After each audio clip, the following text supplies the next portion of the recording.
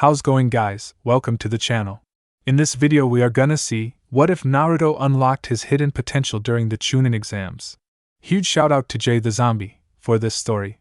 If you wants to see awesome fanfiction like this, don't forget to subscribe. Now let's get into the video. The preliminary round of the chunin exams are underway, and the next opponents are already on the floor. Uzumaki Naruto vs Inuzuka Kiba. Hiya ha. It's like we've already won. So lucky, right Akamaru? Shut the hell up, mutt. In the center of the stage, there stands two boys squaring off, getting ready to fight. The first is a scruffy feral-looking kid named Kiba Inuzuka. He is hailed from the famed Inuzuka clan, known for their fierce beast-like taijutsu style, that becomes even more vicious with the addition of their canine partnerships. The second is a shorter boy dressed in a bright orange jumpsuit, with even brighter blonde hair and distinct whisker marks. His name is Naruto Uzumaki. He is an orphan, and graduated dead last in the academy, but despite all this he still is a determined ninja, who never backs down, and isn't afraid of anything. Wait, what was that? Naruto always felt that he could push past anything in his life that was in his way as long as he stayed unwavering and true to his nindo.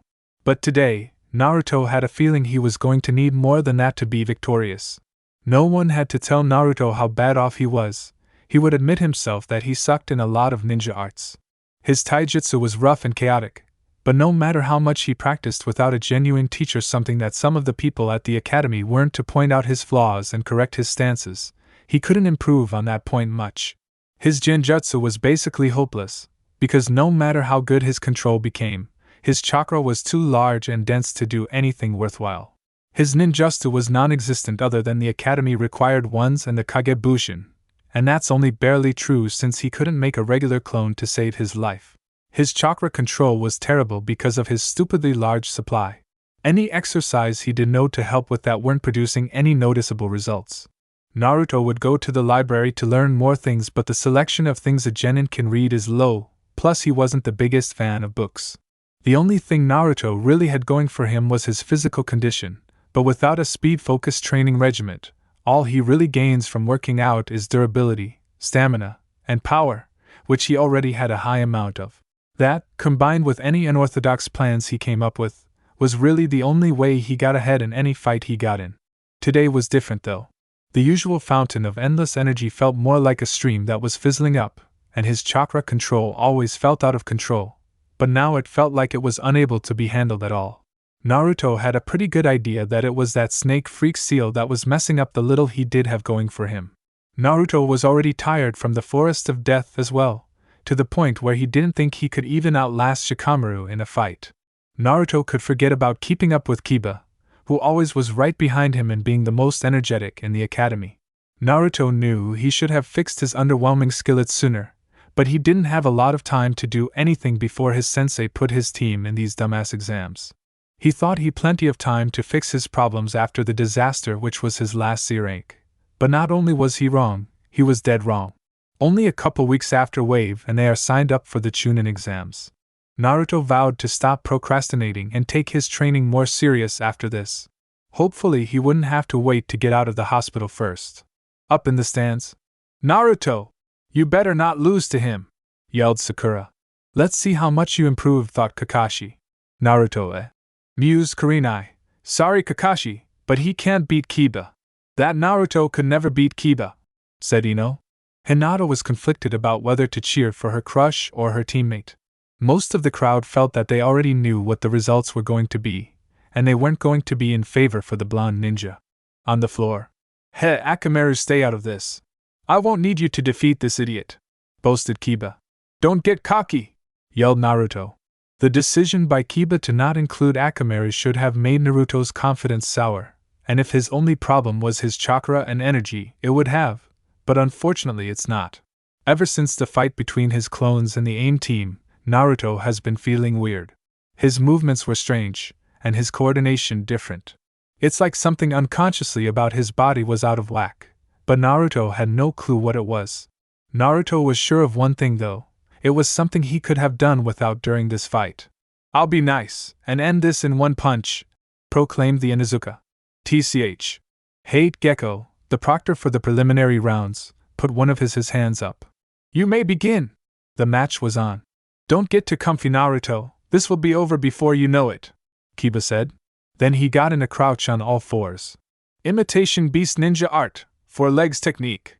Before Naruto's eyes, Kiba's appearance began to grow feral than he already was before, something which seemed akin to Naruto's own changes when he was influenced by the Kyuubi's chakra. After Kiba's transformation was complete, he immediately launched towards Naruto at a speed he couldn't hope to follow. Before Naruto knew it, Kiba was in front of him, and in prime position to attack. It's over! Kiba yelled, then he swung his clawed hands at Naruto's face. If you asked Naruto to explain what happened next, he wouldn't have been able to tell you. All he saw was Kiba directly in front of him, getting ready to strike, and the next thing he knew was he reacted and let his instincts take over, and now he was below Kiba, having ducked his swipe at him by a narrow margin. He dodged it, thought Kiba and the spectators collectively.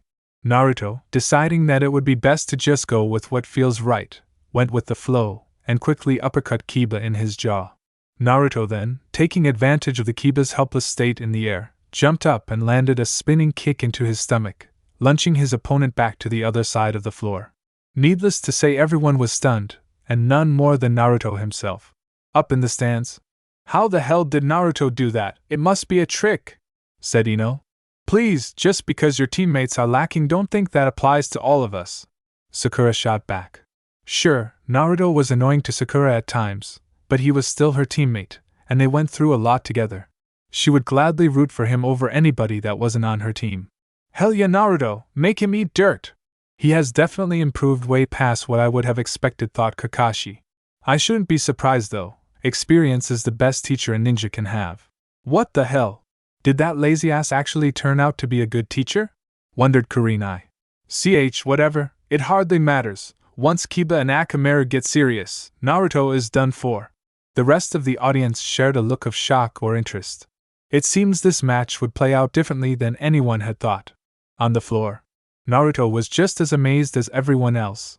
He never could move like that, and even if he could, he didn't think he would have been able to pull it off now. Also, Naruto felt that unlike the past few days, when he was just reacting instinctively, he felt normal. Like nothing was like before. His mind was fighting with his body, and now that he was listening to it, everything was right in the world. Naruto didn't know why this was happening, but he did know that he didn't have any plans on how he was going to win before. So he would do what he did best, wing it. Ugh! Lucky hit, it won't happen again, Kiba called out as he was getting up off the floor. He was noticeably wiping his mouth of blood, revealing just how hard he had been hit. Akamaru! Bark! Akamaru jumped at Naruto at the same time Kiba did, hoping to overwhelm any fluke sense of skill that Naruto just showed. They first started with a flurry of quick pounces, then started to come at Naruto with a barrage of hit-and-run attacks. But Naruto, to the surprise of absolutely everyone, avoided all solid connects. Kiba let up from his onslaught and backed away. I'll admit it to you, Naruto, you sure got better, but this is it. It ends now, Kiba said, pulling 2 red pills from his pocket. He gave 1 pill to Akamaru, and he ate the second one. Akamaru turned an inflamed shade of red, then jumped on Kiba's back. Beast Effect Ninjutsu, Beast Human Bushin! Now, where previously only one Kiba and his dog was, there was 2 Kibas. One on the other's back. Getsuga! Both Kibas suddenly launched themselves at Naruto, twirling at impossible speeds. To Naruto it seemed like it was 2 miniature whirlwinds hurtling towards him. Naruto wasn't deterred though. He didn't know how far his new instinctive skills could take him, but he would keep pushing. Just before the attacks hit him, Naruto pushed himself into the air, narrowly avoiding their claws. The Fang duo didn't stop though, seeing a prime opportunity to attack while Naruto was stuck in the air. Naruto, seeing Kiba and Akamaru turning around to hit him again, flipped and twisted his body in the air at an angle, allowing him to maneuver between them without getting hit. Kiba and Akamaru landed back on the other side of the arena. Whatever, so you can do fancy moves, it doesn't matter. You can't keep this up forever, taunted Kiba. Privately, though he wouldn't admit it, he was a little put off by just how capable Naruto was turning out to be. Naruto knew he was right. He didn't perfectly avoid the last attack. His jumpsuit was ripped and some of his skin scratched. Also, since he was running on fumes, the injuries would only get worse. Naruto needed to come up with a plan, which made him thankful that he had a few things he used for pranks in his pouch. I didn't think I would have to use these, but I guess if the shoe fits, Naruto said, pulling out a stink bomb. And since you have such a sensitive nose, I guess the shoe is pretty snug right about now. Naruto reared his arm back, with the key to his victory in the palm of his hand. Eat this, Kiba! Shouted Naruto. Then he threw the bomb across the arena, and way over Kiba, with it only stopping its flight when it burst on the floor by the wall behind him. The entire room silently stared at the rising cloud of gas in the corner. Hee oops! Idiot was the single thought shared by everyone. Ha ha ha ha ha ha! Kiba started laughing, with tears in his eyes. Of course, only you could fuck up that bad, Naruto. Up in the stands. To mess up an advantage that bad, Kurenai said to herself. I guess Kakashi couldn't make the idiot any smarter. Naruto, why are you like this? Moaned Sakura with her face covered by her hands. I guess a loser will always be a loser, said Ino. She turned towards Shikamaru, only to see him lying down getting ready for a nap. Aren't you going to watch the rest of the match? No point, it's obvious how this is going to turn out. I guess it does seem like Kiba has this one in the bag. No, it's actually the opposite. What? What would make you say that? Sigh, Shikamaru turned away from her. It's too troublesome to explain. On the floor, Kiba finally calmed down from his laughing fit and got back in crouching position to attack again. Oh man, it's so over for you. You just blew your only chance to win, chuckled Kiba. I'm not done yet, I still have a few more, retorted Naruto. It doesn't matter how many you have, you won't be able to touch me with them. And with that, Kiba and Akamaru resumed their attack. Getsuga! What followed was the most extreme game of dodgeball ever played. Naruto dodging the canine duo, and Kiba and Akamaru dodging the stink bombs, allowing them all to hit the ground well away from where they were. The stink bombs all landed on the outer parts of the arena, leaving Kiba with plenty of room to work with. Naruto eventually ran out of bombs, only having about a dozen of them, bringing their little game to an end. He jumped back a little to give himself some breathing room. He was visibly taking harder and longer breaths. If I can't affect your smell, then I will try your sight, said Naruto. He then pulled out his only smoke bomb and threw it on the ground, covering the entire middle of the floor with smoke. Up in the stands. This was the guy that I was afraid would beat Kiba, what a joke, thought Kurenai. Don't tell me he forgot about Kiba's strong sense of smell. He was just trying to capitalize on it a second ago. On the floor. Idiot, did you forget my senses are better than the average nin? There is no way you can hide from me in this smoke. I will just sniff you out, said Kiba. He then started sniffing the air to pinpoint Naruto's location. Too easy. Getsuga!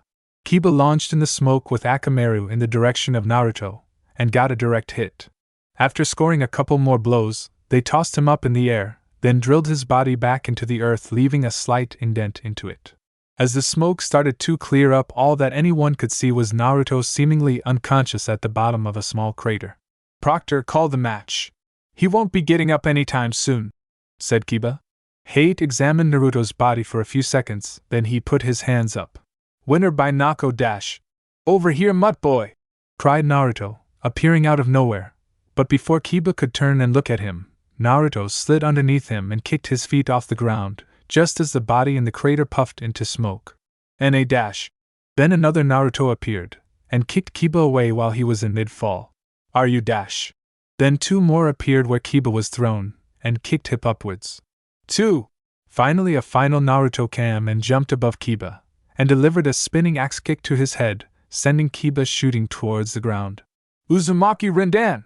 Kiba was now the one that was at the bottom of his own crater, but this time the victim was actually unconscious. Bad doggy, taunted Naruto, standing over Kiba's immobile body. Up in the stands. I can't believe it, voiced Kurenai. Kakashi's brat actually won? You will learn quickly that Naruto is never one to go down easy, Kakashi thought. Even through the mask there was obvious pride on his face. Yeah, Naruto, I knew you could do it, yelled Sakura down to the floor. Wait, hold up.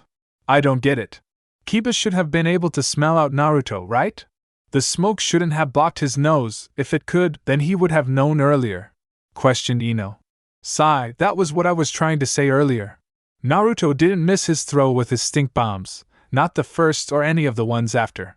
What he was doing was creating zones on the floor where Kiba wouldn't be able to smell anything but the odor from his bombs, so when he covered the arena in smoke he was able to place several clones in those areas without Kiba ever knowing. Naruto must have done a Kawarimi with a clone after Kiba hit him with his attack. Once switched he would be able to carry out his own retaliation without Kiba being prepared for it. Who knew Naruto could have done something that smart? But I guess if you look at the pranks he used to do, it isn't that surprising. Ino gave Shikamaru a surprised look, before changing to one of contemplation. I guess even Naruto improved after the academy. On the floor. Winner by knockout, Uzumaki Naruto, announced Hate. Naruto was feeling very proud of himself at the moment. While he was tired from Kiba's assault, and the use of his clone, something that would have never happened if his chakra was normal dash, Naruto felt that he did better than he himself would have expected. He never fought that well in his entire life. But now in what seemed like hours, his skill increased by an immense amount, and Naruto still had no idea how it happened. Well, he did have a theory, but he needed some time to test it when he was alone. As of right now, he was content to revel in his unlikely victory. Look how much you've grown, Naruto, thought a proud Hokage. 00000 Yeon asterisk.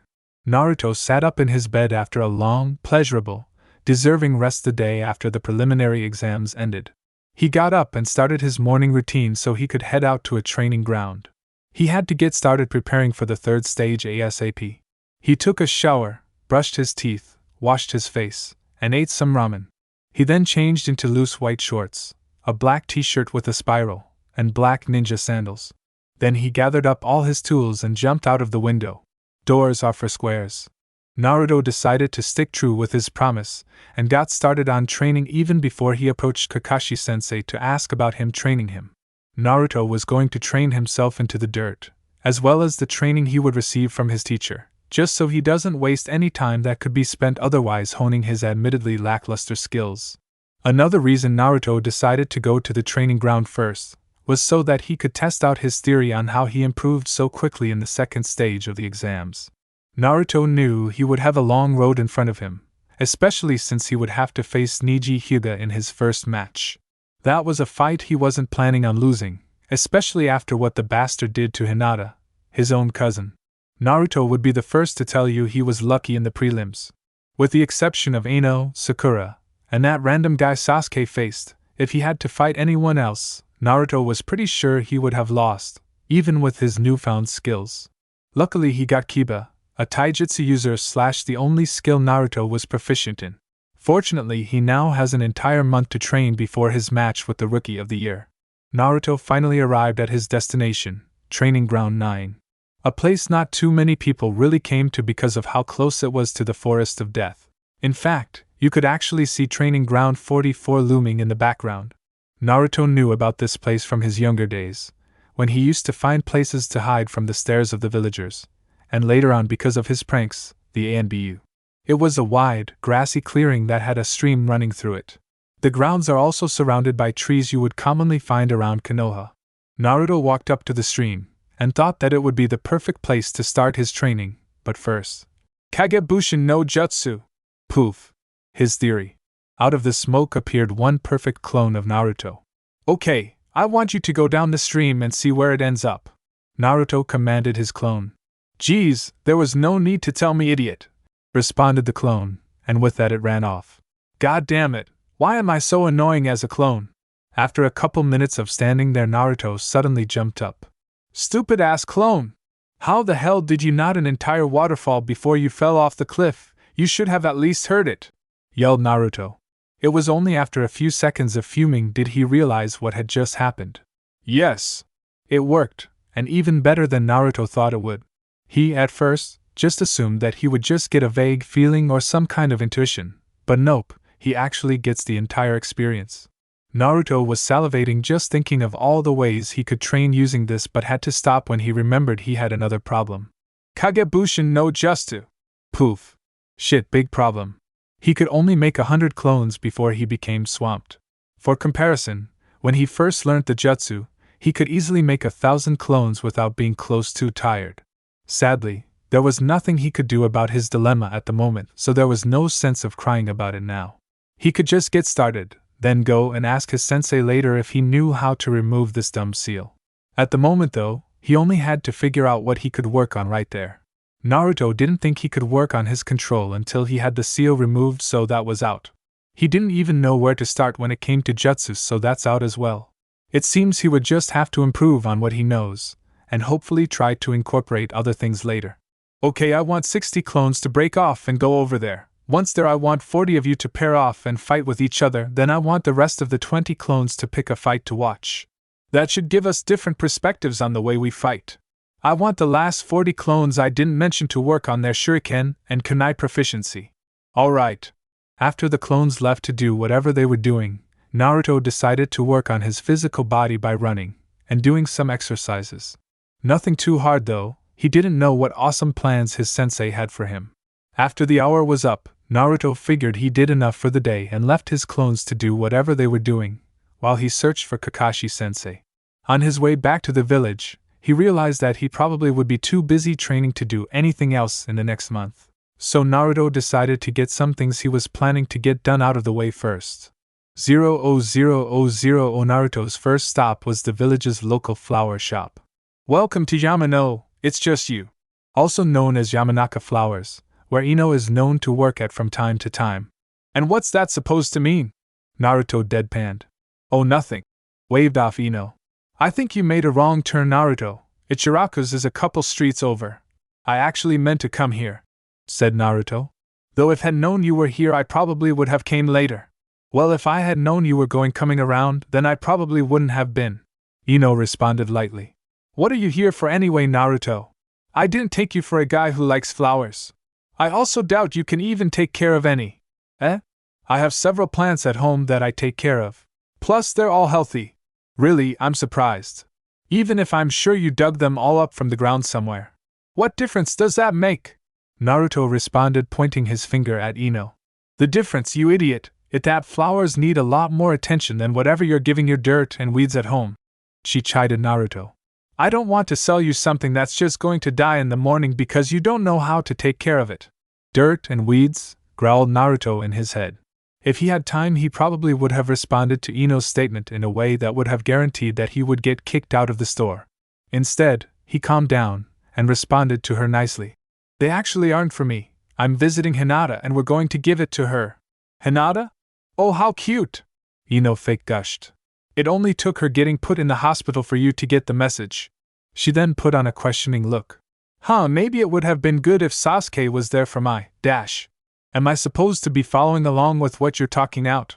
Naruto said, cutting Ino off. Because you lost me at message. Did Hinata send me some mail or something? Nothing, forget it. I guess it was too much to expect that everything about you improved since we were in the academy, Ino said, seeing Naruto's confusion. Speaking of, good job on finally shutting that mutt's mouth. He was always a little bit more annoying than you, not by that much, but still. Thanks, I really appreciate it. Naruto droned. Can I have my flowers now? Of course, silly me, Ino said with a very convincing smile. What were you looking for? I'm not really sure, Naruto said, rubbing the back of his head. I only heard that you're supposed to bring flowers. I never actually visited anyone in the hospital before. No problems, it was my fault for thinking you would know anyway. I have the perfect kind of flowers for you to get. How does this place get any customers while you're here? Obviously amazing looks and sparkling personality, Ino answered while striking a pose with her hands on her hips. Naruto just stared at her unblinkingly. You know, for a person who works at a flower shop, you have remarkably not worked to get me any flowers since I've been here. Whatever. Ino then went to a shelf and grabbed a pot of purple flowers. These are lavender roses. I'm sure Hinata would love these. Finally, Naruto breathed out. How much? Oh no, these are free of charge, Ino said. Maybe I would make you pay if they were for you, but I'm fine with letting you have these if it's for someone I like. Naruto respectfully ignored the last part for the fact that he was getting the flowers for free. He went up to the checkout stand to get the flowers. He also received a customary piece of paper that tells you how to care for them. Before he left, Ino went over to a group of blue flowers and plucked one without its stem. Then she came back over to where Naruto was. Here's another one that's on the house. Ino then stuck the blue flower on the top of Naruto's head. It compliments you so well. I think you should keep this, look. It makes you look less wild and more, not you. Naruto's patience was wearing thin, and he decided to leave before the small amount he had ran out. As Naruto was walking out the door, a thought came to him that made him smile. He stopped and turned back around to Ino. You know what, you're right, I think I should keep this, Naruto said, confusing Ino. I'm Sasuke and Sakura will ask about it, and I will be so happy to tell them that you thought it would make me look good. Naruto then ran out the shop while Ino's face was in the middle of changing from confusion to anger. 00000. Once he got to the hospital, Naruto quickly went to find Hinata's room. He had to sneak behind the desk because he doubted they would just tell a random person. Nevertheless, Naruto himself. Knock knock. Come in, said a soft voice. Opening up the door, Naruto saw a paler than normal Hinata laying in the bed. She did gain some color though, when she saw who walked in. And Naruto-kun, what are you doing here? Hinata squeaked out. I came to see you. Why else would I be here? Questioned Naruto. To see me? Repeated Hinata with wide eyes, drawing the covers up to her face, which, in Naruto's personal opinion, made her look like a small adorable mouse. Yeah, said a momentarily distracted Naruto. Anyway, I just remembered I brought you these, said Naruto, showing her the flowers he bought from earlier. Lavender roses? Hinata spoke, recognizing the flowers. Unknowingly to Naruto, she developed a faint flush when she saw them. Yup, said an oblivious as usual Naruto. I didn't think you knew flowers like that, Hinata. Well, it's a hobby. Hinata was flustered since she also knew about the meanings certain flowers had, and the ones Naruto brought had associations which made her woozy. She was pretty confident though that Naruto had no clue about what they meant. Why did you get these flowers anyway? Well, I didn't really pick these, Ino did. She said you would love them? Naruto looked at the flowers, then back up at Hinata. I can kind of see how they fit.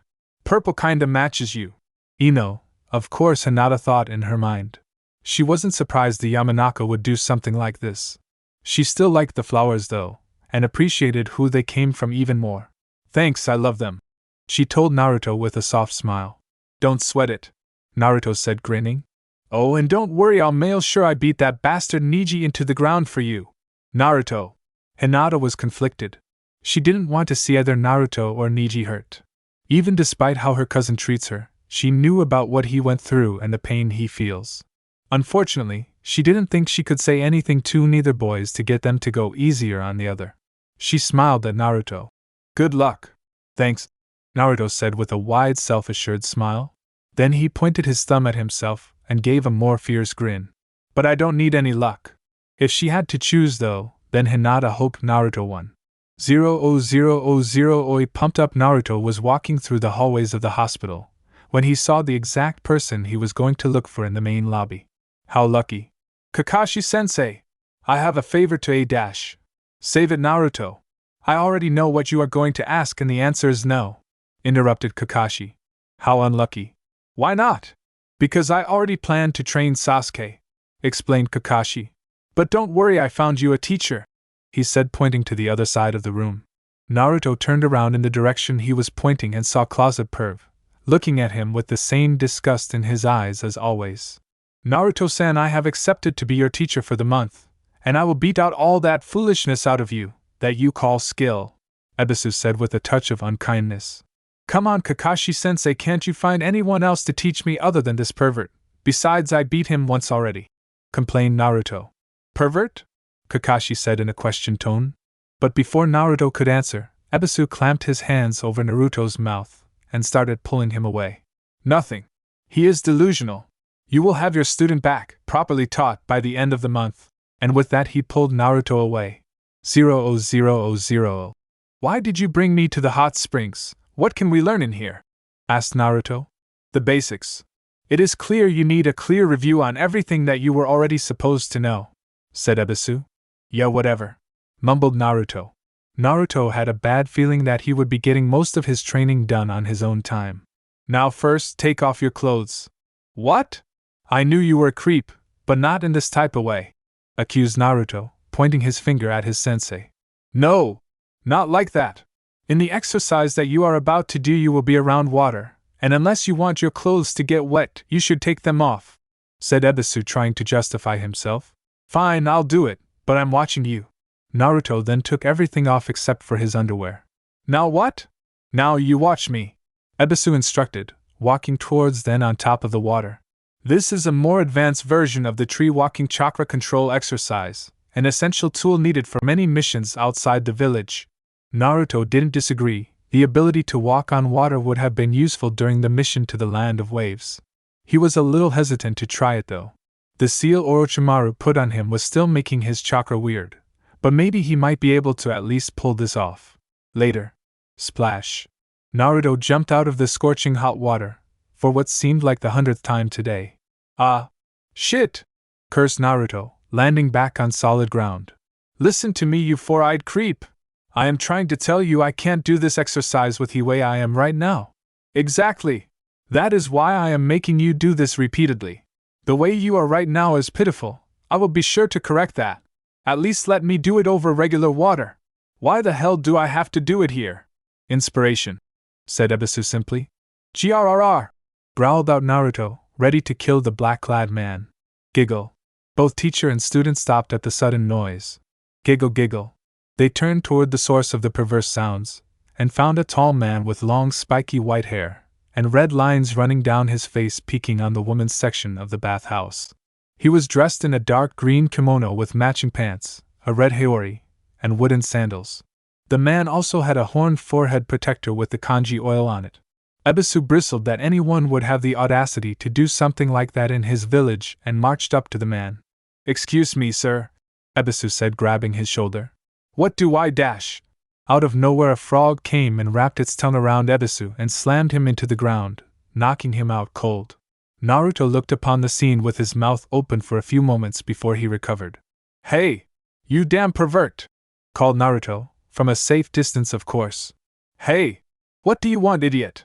The mysterious man finally answered. You just knocked out my sensei, and I was supposed to be getting training from him. What are you going to do about this? Huh! Exactly what I am doing now, kid. Naruto started to growl. Today just wasn't his day. Can you at least point me in the direction of someone who knows about seals? Questioned Naruto. I asked this useless piece of lump and he told me the only one who he knows isn't in the village. A lot of help that was, he grumbled. It just so happens that I might know a thing or two about them myself. Why? The man asks. Because some damn freaky pedophile put some seal on me that's messing up my chakra. It seems this was enough to get the man to stop peeking and catch his interest. Let me see it, he said. It didn't sound much like a request. Naruto warily lifted up his shirt to show him where it was. The white-haired man stared at it for a moment before holding out his hands and making his fingertips glow. 5-pronged seal release, he said, thrusting his hand into Naruto's stomach. H! Cried out Naruto. He fell on all fours while trying to catch his breath. What the hell was that for? You'll see. Try to do that exercise you were attempting earlier. Grumbling, Naruto reluctantly complied, and went to the springs. Gathering chakra to his feet, he hesitantly stepped onto the water. That's when Naruto noticed he no longer felt the restriction he felt on his chakra before. He took another step, then another, and another, until he was full out running and jumping on the water. Yes! Hell yeah, I'm back to normal! Celebrated Naruto, while hopping all over the place. He actually did it. He could actually take off that snake guy's Fuinjutsu. Who the hell is this guy? The older man examined Naruto for a couple seconds before he spoke again. I've been thinking, since I accidentally knocked out your sensei, how about I teach you for the rest of the month? Accidentally my ass, Naruto said to himself. Naruto thought to himself that this might be a good change in events because not only did this guy reverse a Sannin seal, but he also has a summoning contract, which is usually only held by prominent shinobi. Okay, I accept your training, but first you have to tell me who you are. No way am I accepting to do anything with some unknown pervert. Ha ha! Who am I, you ask? The man suddenly jumped on top of the previously forgotten toad, and started to do a kabuki dance. I am the sage of Mount Myaboku, the prophet of toads, sensei of the legendary Yellow Flash, super pimp of fire, and most importantly, the writer of the Ika Ika series, Jiraiya of the Sannin. Never mind. Kuchios no Jutsu. Poof. Yo, I'm Gamakichi. You got any snacks? Said a small orange frog. Finally, Naruto groaned. For the past 3 days, Jiraiya had been teaching Naruto the summoning jutsu. Naruto had been having some difficulty with it.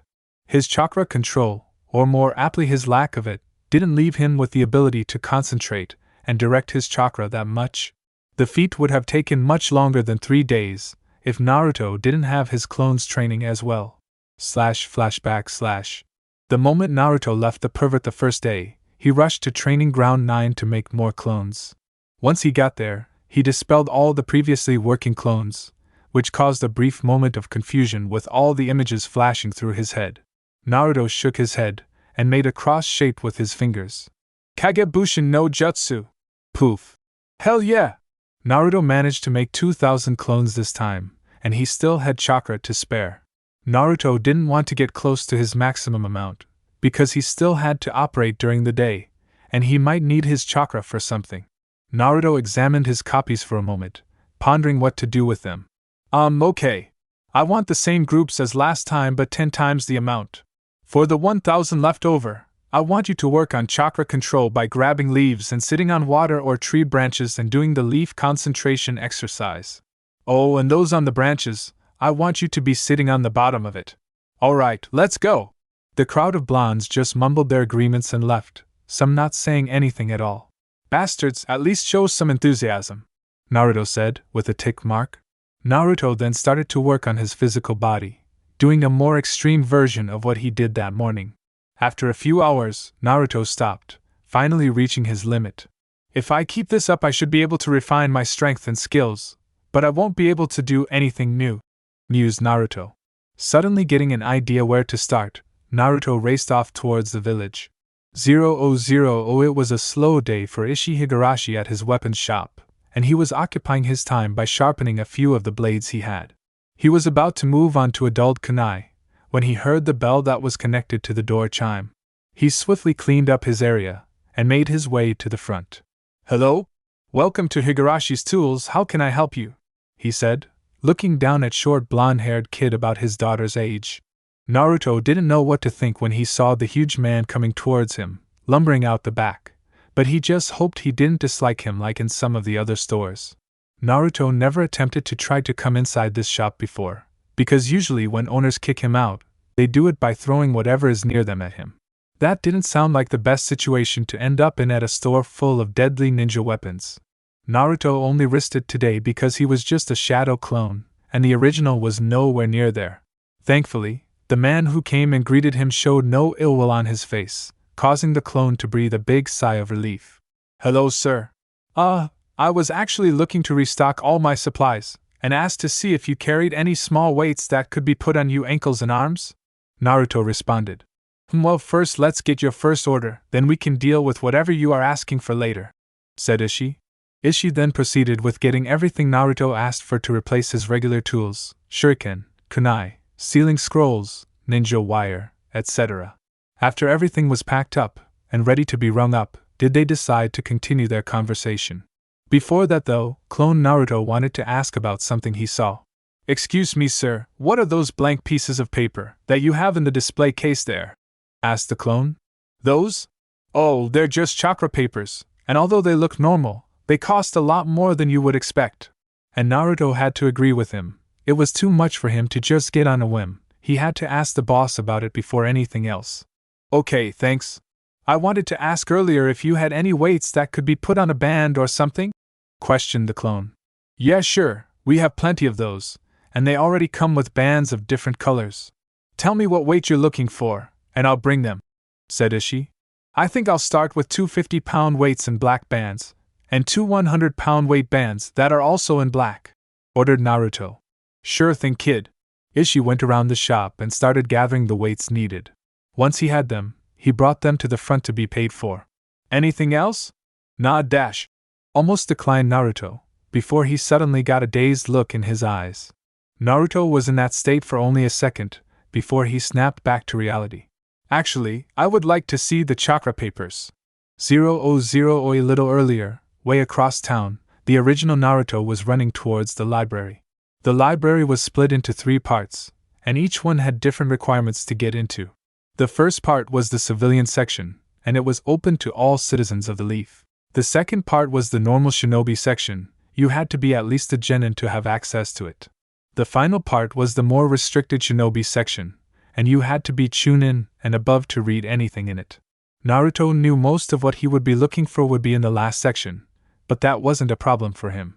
The whole library is watched by 3 chunin, who sit at a desk in the middle of the front area.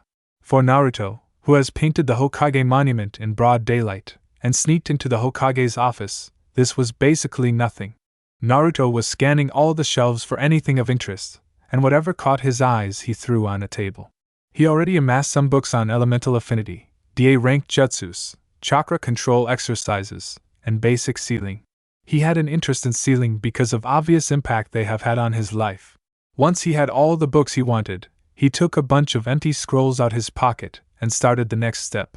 Kagebushin no Jutsu. Poof, Naruto made 1 clone for each thing he picked up. Alright, I want each of you to pick something and copy it into a scroll. When you're done, take it to our house and dispel yourself. How about you, shut the hell up and do it yourself? Poof, Naruto threw a scroll at the rude clone's face. Anyone else? Good. Naruto quickly made another clone to replace the last one, and left the library. /flashback/. Since then Naruto incorporated everything he learnt into his training. This allowed him to discover his strong affinity for wind, and slight affinity for fire. Naruto also started learning some more jutsus, and noticed how much easier it was to execute the ones that he had an affinity for. Naruto already made some headway on the leaf-cutting exercise, but he had hit a plateau and needed some help with that.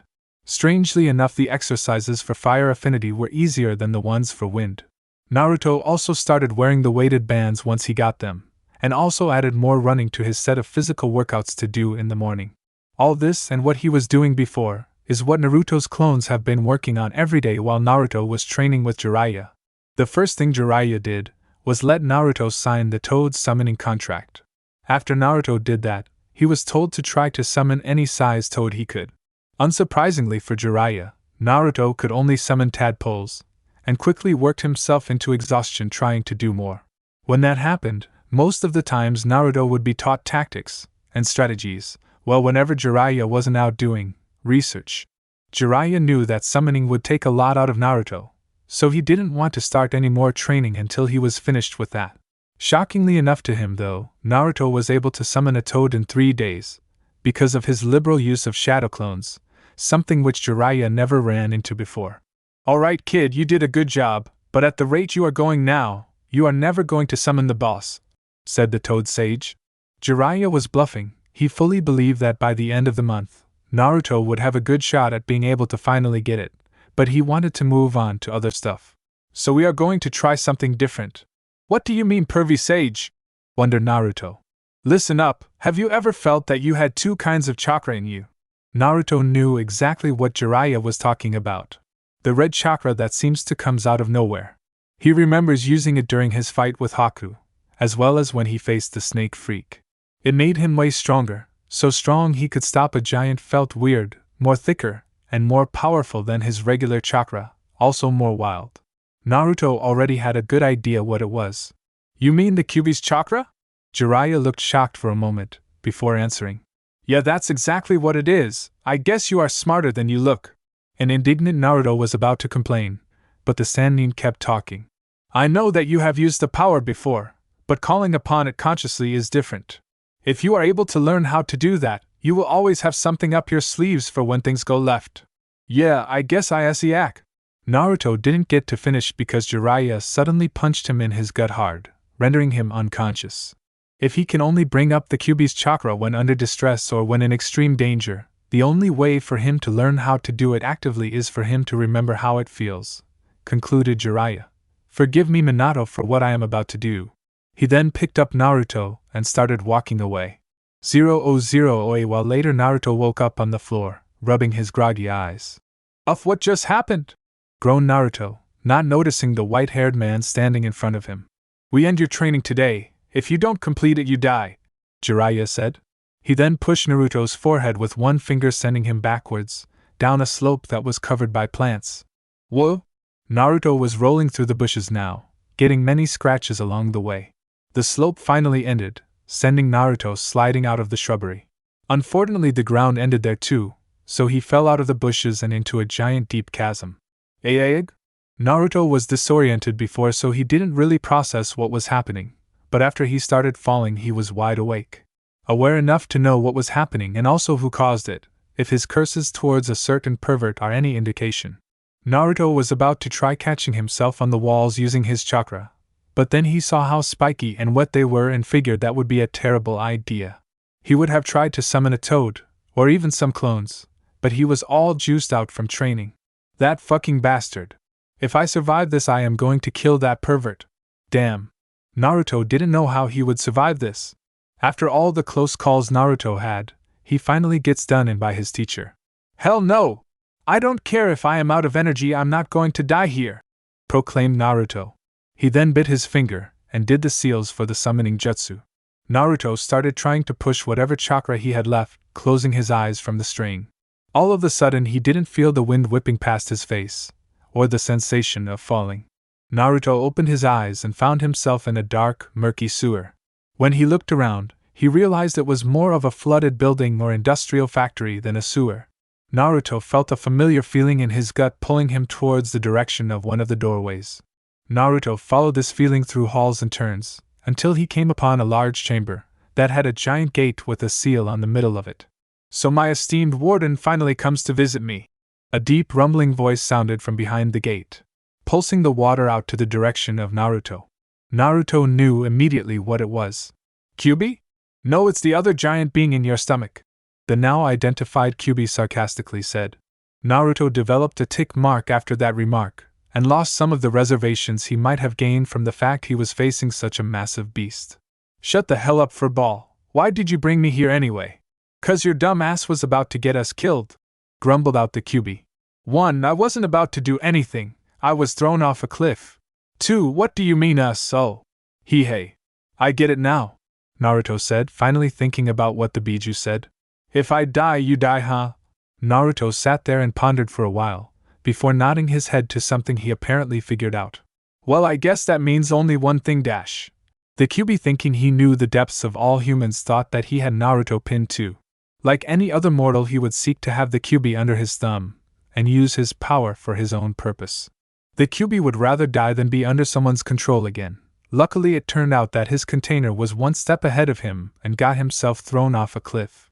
The tailed beast only brought him down here to give him a chance to honor his father's words, even if he didn't believe them.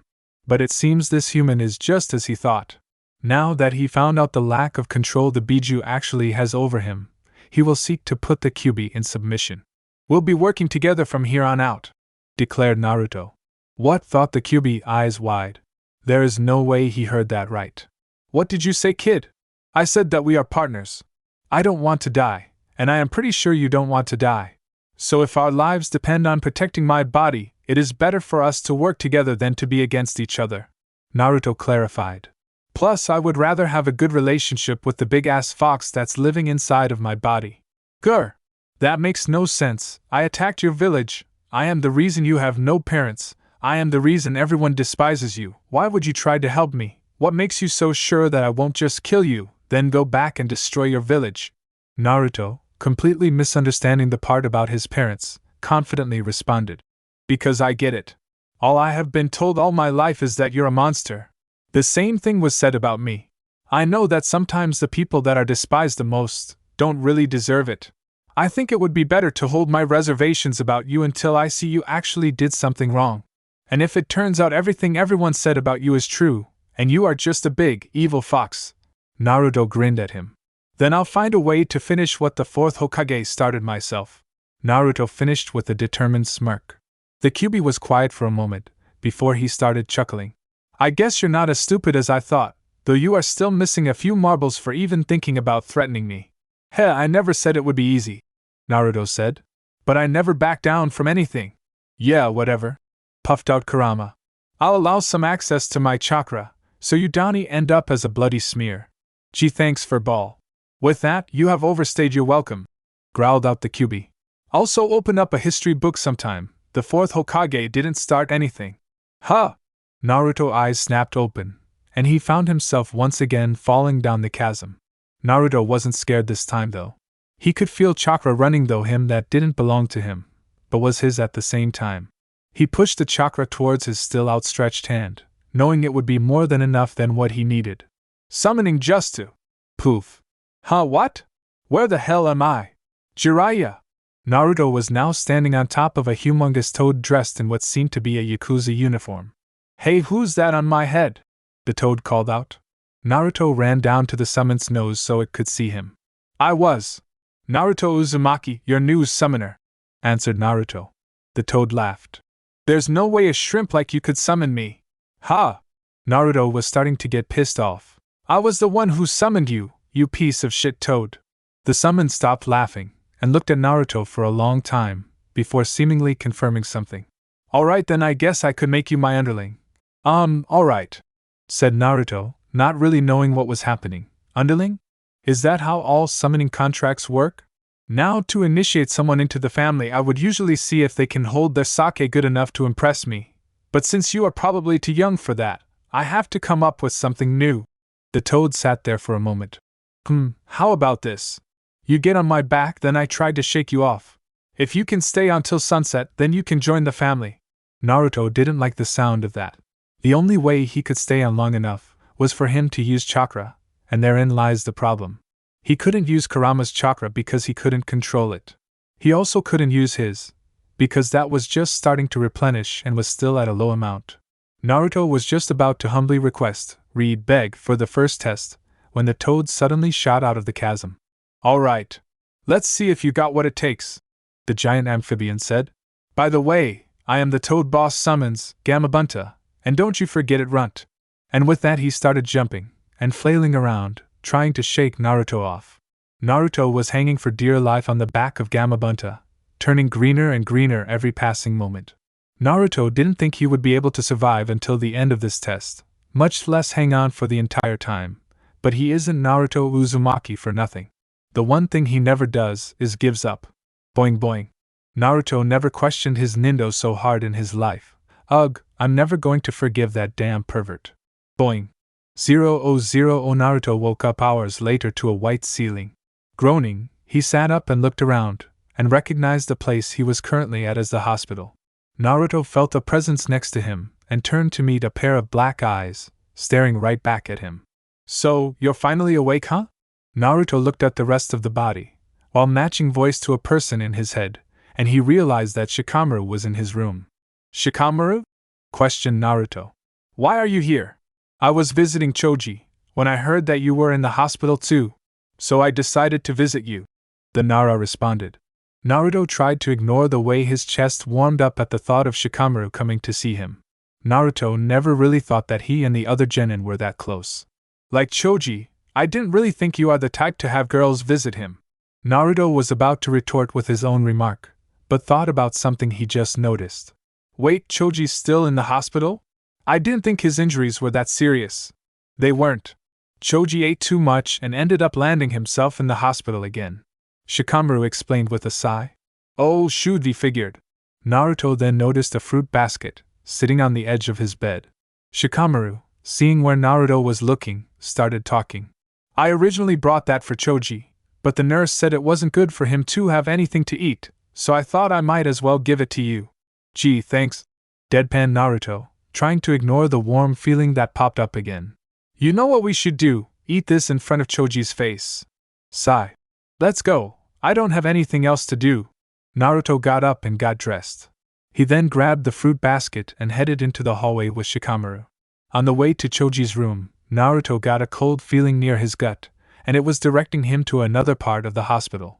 He darted off to find the source of the chill, with a surprised Shikamaru following behind.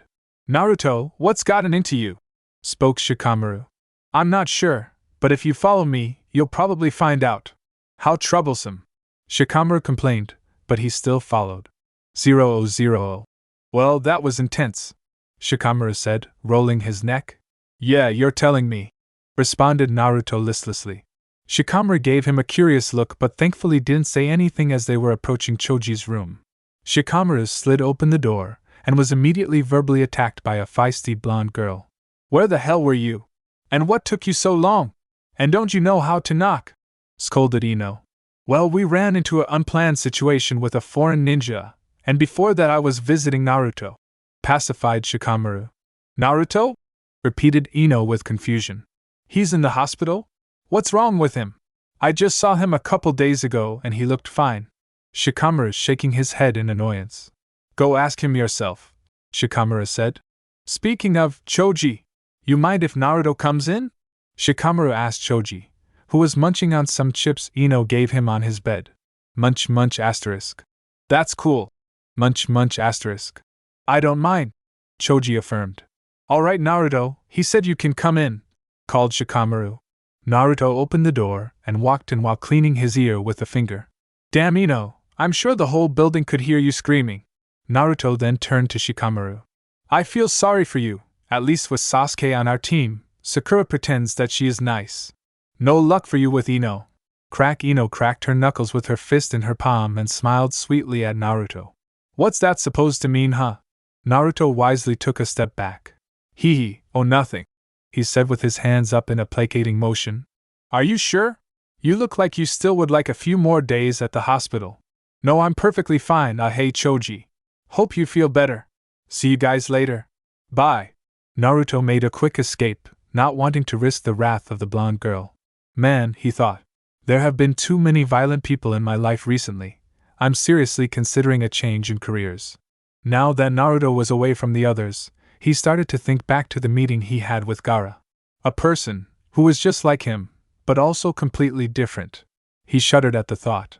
Not because he was scared, but because of the thought that this was how he could have ended up. Thankfully, Konoha was still a good village to live in overall. He wouldn't have been so lucky in some of the other hidden villages if rumors are to be believed. Naruto was walking down the hallway thinking about Gaara and the Kyuubi, when he was thrown out his thoughts by crashing into a small girl, and accidentally sending her crashing into the ground. Oops, that was my fault. I'm very sorry. Are you okay?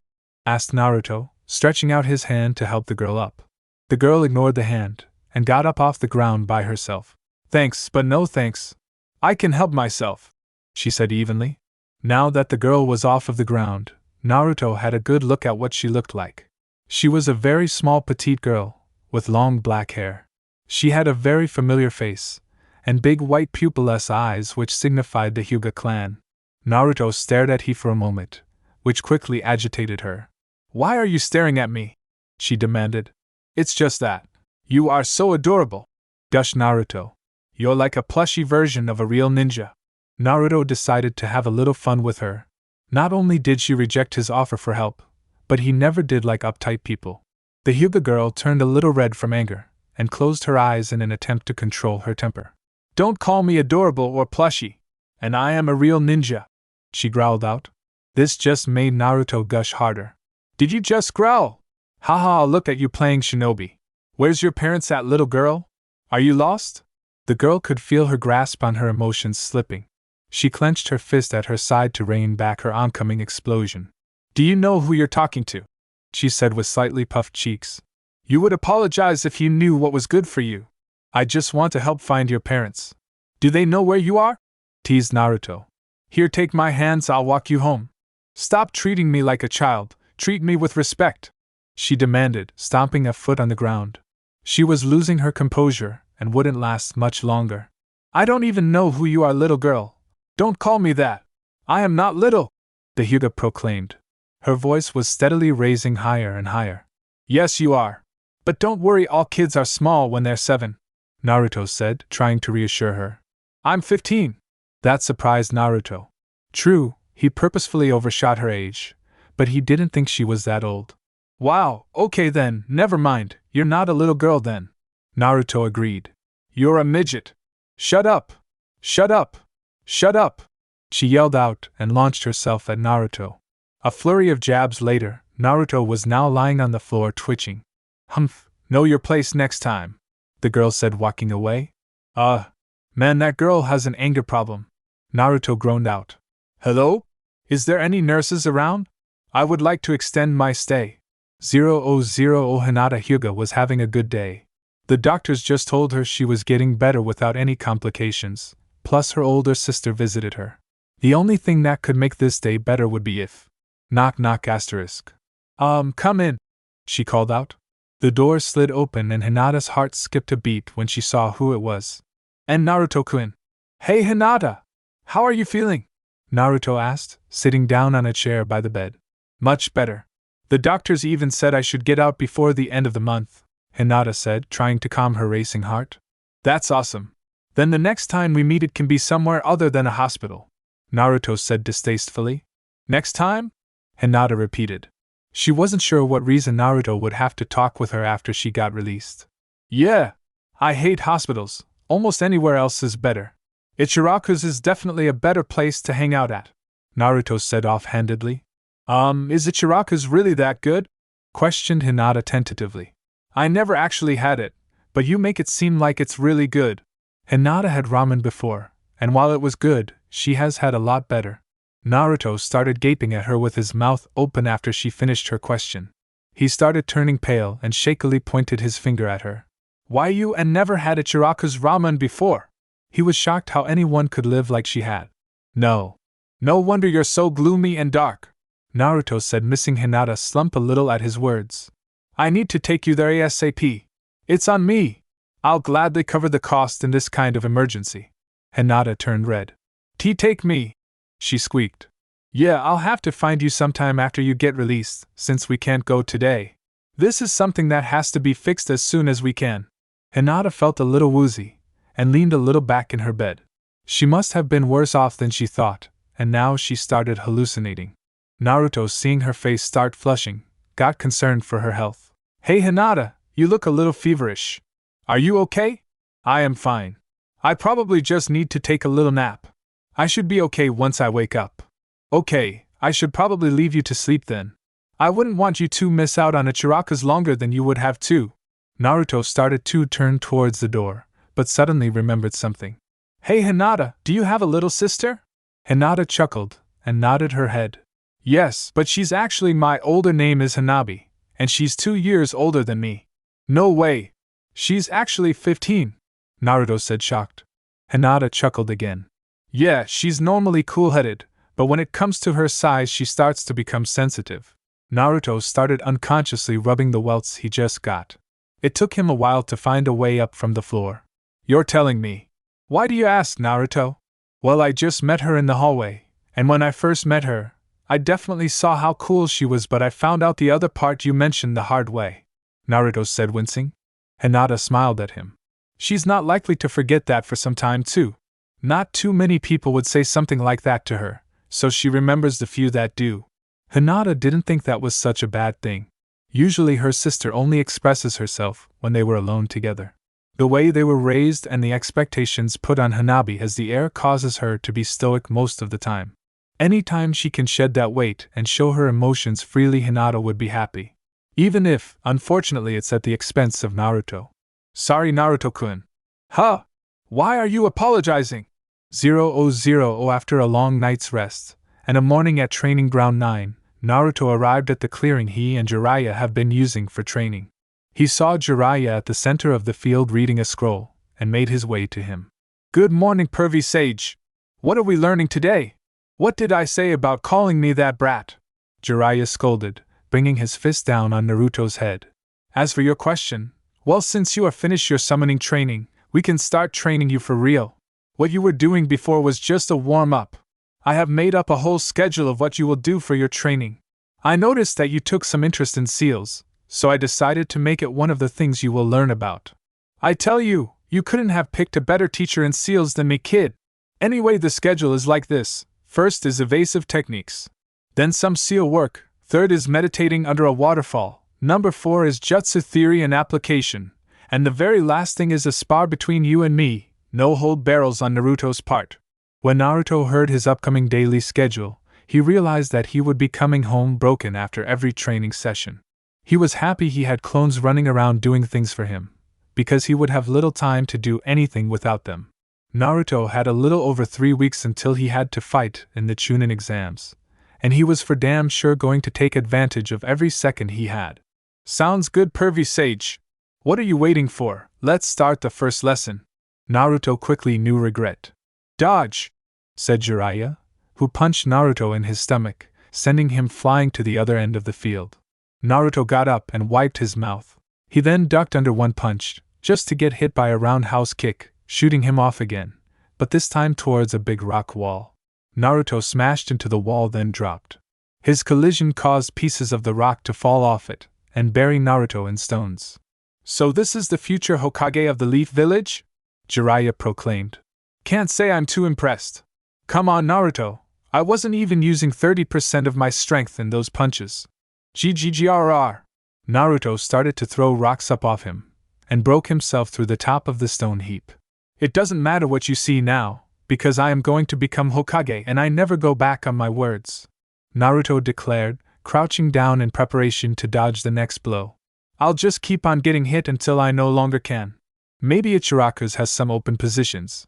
It has been 3 days since Naruto had started the next part of his training, and 1 week since the preliminary rounds had ended. Naruto had been correct in the assumption that he would be dead on his feet after every day of training. When he came home, he would have just enough strength in him to make and dispel a shadow clone. This was so he can relay his experience to any shadow clones he had around. Through the course of the days, Jiraiya was metaphorically and literally cramming information in his head. Naruto never received any rest, especially since his sensei knew how much endurance he had. The moment he was finished one subject, they would move on to the next. If Naruto never understood a spoken explanation, he learned by being demonstrated on. Naruto had to admit that while the lessons hurt, he was learning faster because of it. The only part of the day that didn't have any practical lessons were seals. Jiraiya told Naruto to work on his handwriting before he can even begin making seals, so at this point the class was only theoretical. Jiraiya also taught under the belief of starting from the foundation and working your way up, so Naruto got to revisit and properly learn many things from the academy that he didn't care enough to remember the first time. Besides his training with Erosenin, Naruto's independent sessions were bearing much fruit. Naruto was already making substantial progress before, but when the training with Jiraiya was added, his progress was multiplied. The clones working with weapons, like shuriken and kunai, continued increasing speed, precision, and accuracy. Naruto discovered from that group that they found a way to apply the shadow clone juster to the shuriken and kunai, where they could just make copies of the weapons. They even found a way to do this after the projectile has already been thrown. Naruto had learnt a lot of the jutsus that he copied from the library, only really having trouble with the higher tier ones. Naruto also had assigned clones to learn how to do fire and wind jutsus with as few seals as possible. Something which Naruto found out was possible from Erosenin's teachings. Naruto chakra control increased day by day, which allowed him to improve all across the board, but medical ninjutsu and genjutsu was still improbable for him.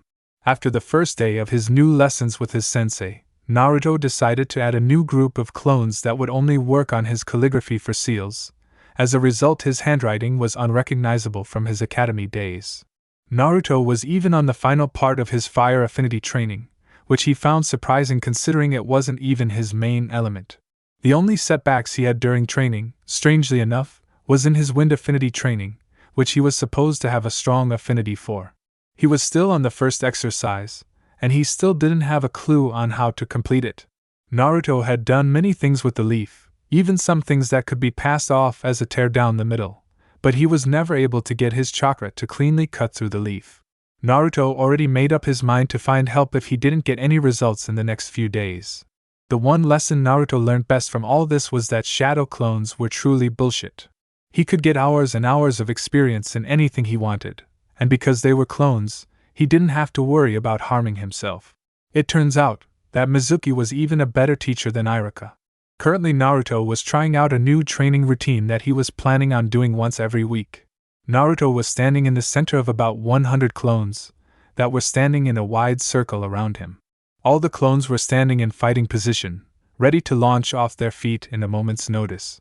The original Naruto cracked his neck and rotated his arms before he got in a similar position as his clones. "Let's go!" One by one each clone started to run towards Naruto and tried to attack him. Naruto would block, parry, counter, or dodge every hit. One clone would come with an overhead flying kick, and Naruto would spin his body in a way where it would miss, and come around with a kick of his own. Another comes from behind Naruto trying to attempt to attack at a blind spot, but before a hit could land, Naruto flips over the clone, putting one hand on the clone's back to help the maneuver. Naruto gripped the clone's shirt and the process of the flip and threw the clone at another one who was preparing to do a jutsu, dispelling both of them. The clones switched up and started attacking in twos, making Naruto have to work harder than before. From an outsider's perspective, it was clear that the original was faster than the army of clones by a good amount. Despite that, Naruto was starting to get glancing blows and cuts. A clone, seeing that Naruto was wearing down, decided to finish it in one blow. The clone quickly made a bird seal. Wind style, air bullets! 3 balls of pressurized air shot out of the clone's mouth towards his maker. Naruto dispatched the clone he was fighting, and tuned towards the incoming projectiles while going through seals. Earth style, mud wall! A portion of the ground shot up to intercept the bullets of air, and when they collided, they exploded into rubble and debris, covering the area with rocks and smoke. Naruto did a simple wind just to clear the smoke, and paused at what he saw next. All of the clones which were left, which was about 20-something, were in the air facing Naruto, flashing through the same jutsu. Wind style, drilling air bullets! They cried in unison. Then a countless number of expelled air balls filled the air, and they were all headed for Naruto at a frightening speed. Boom! A large explosion happened in the middle of the field, the resounding noise resonating through the air. The smoke from the combined blast took several moments to clear by itself, all of the clones waiting watching the impact point without lowering their guards. When it was visible enough for them to see, they peered in.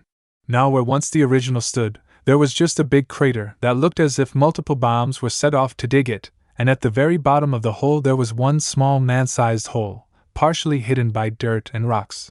"What the he dash?" one of the clones said, but before it could finish it was interrupted by a loud voice. "Over here, idiots!" said a figure that launched in the air from the forest. The airborne ninja made a tiger seal and inhaled widely. Fire style, great fireball jutsu! Exhale. A massive orb of roaring flames burst out of Naruto's mouth, flying towards where the clones were gathered. Before they could move, the attack hit the clones. Boom! Erupting into a magnificent explosion of fire. Naruto landed in a crouch on the ground, breathing hard from the exertion of his latest activity. He stood up from the ground, brilliant crimson light bathing him, and started to stretch. "You got all that?"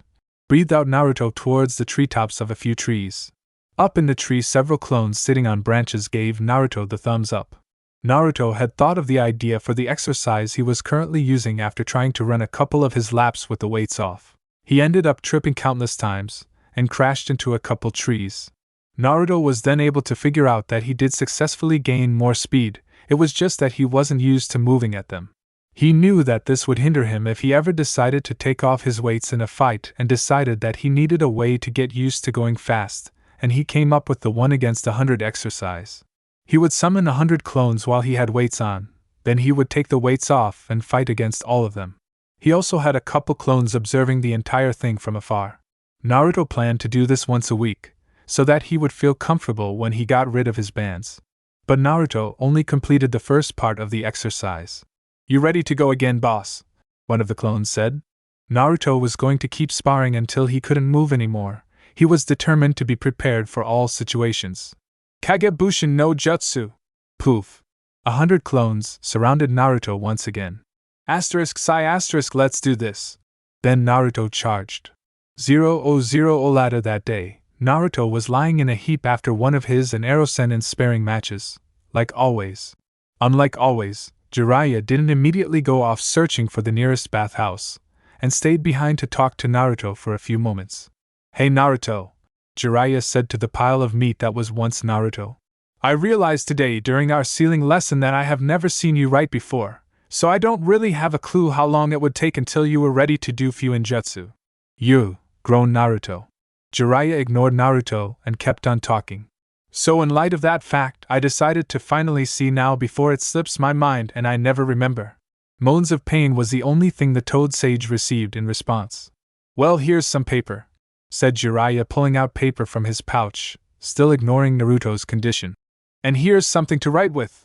He also pulled out an inked brush and held both items in front of Naruto's limp body.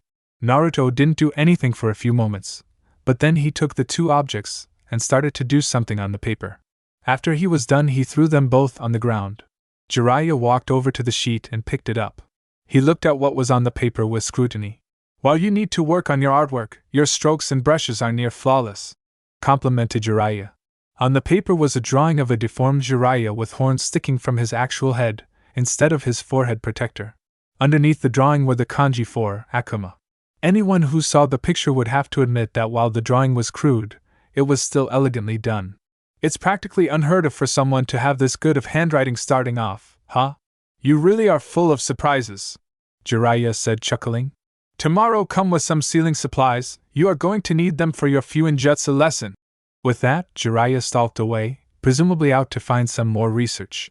Naruto was still in the same position he was in 10 minutes ago, a bloody lump. 0:00 The next morning Naruto was walking into Higarashi's weapon shop, on his way to the training ground he trained with Jiraiya at. Ring. Hello, Mr. Higurashi, Naruto called out. He noticed that the store was empty.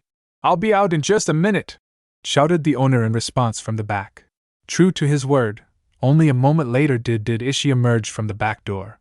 He was wearing gloves, had on goggles, and was greasy, so Naruto assumed he was doing some work.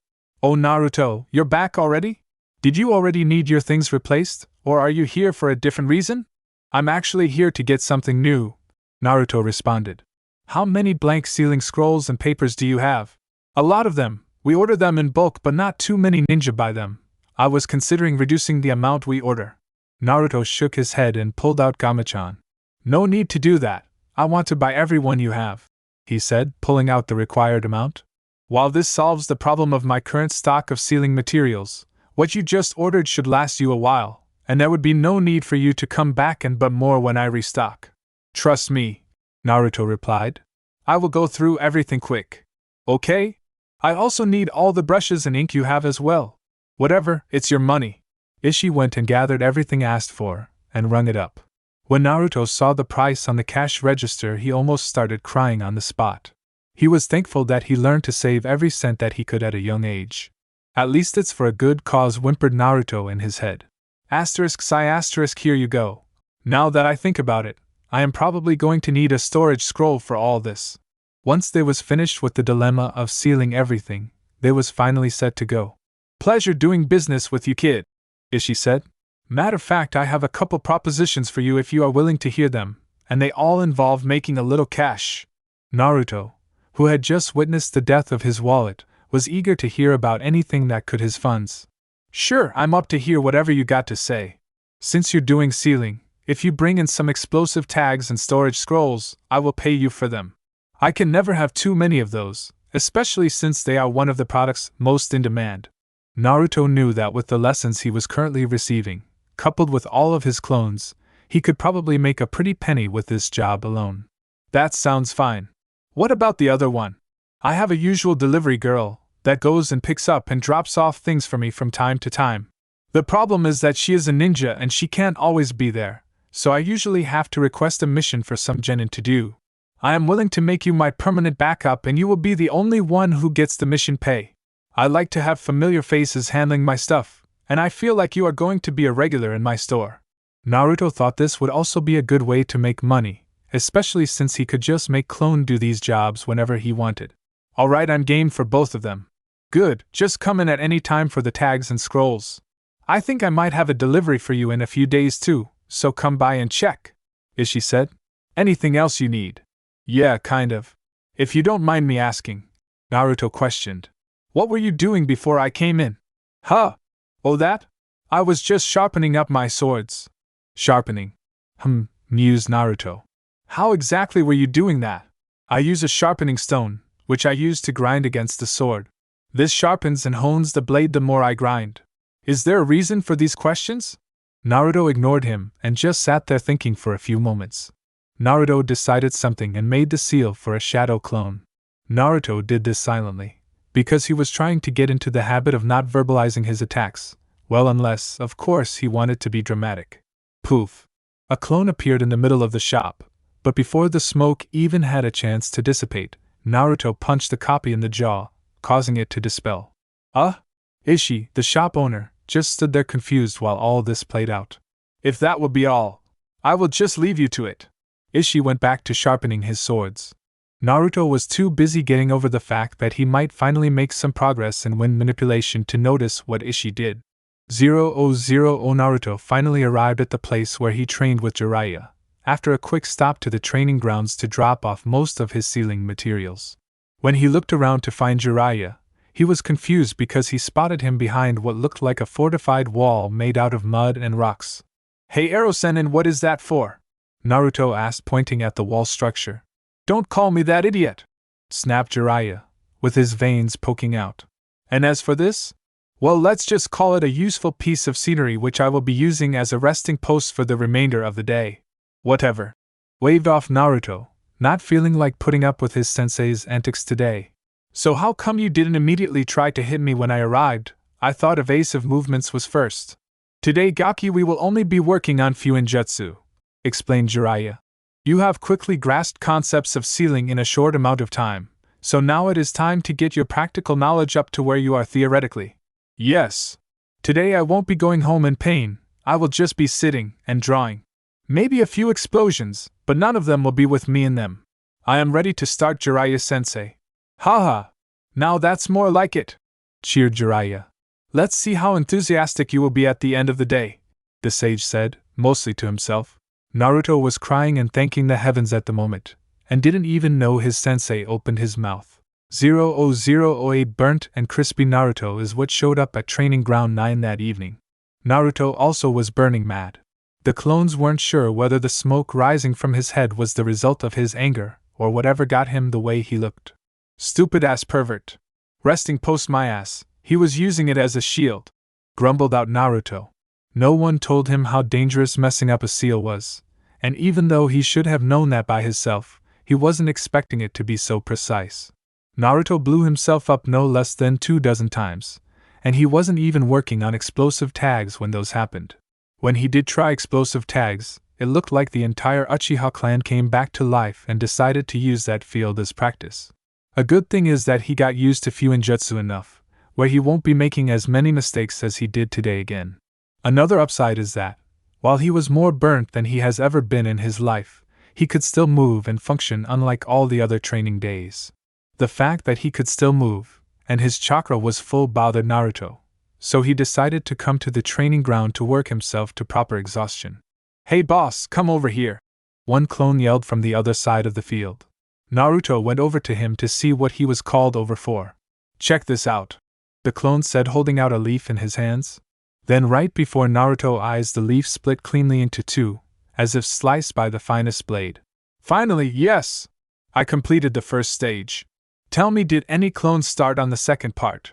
"Yeah, there is a whole squad of clones down by the waterfall trying to split it in half. We already accomplished it a couple times, but we are trying to achieve it with less and less numbers until only one is needed to split the whole waterfall. This is great news. I'm guessing that since I didn't know about this previously that none of the clones working on this dispelled."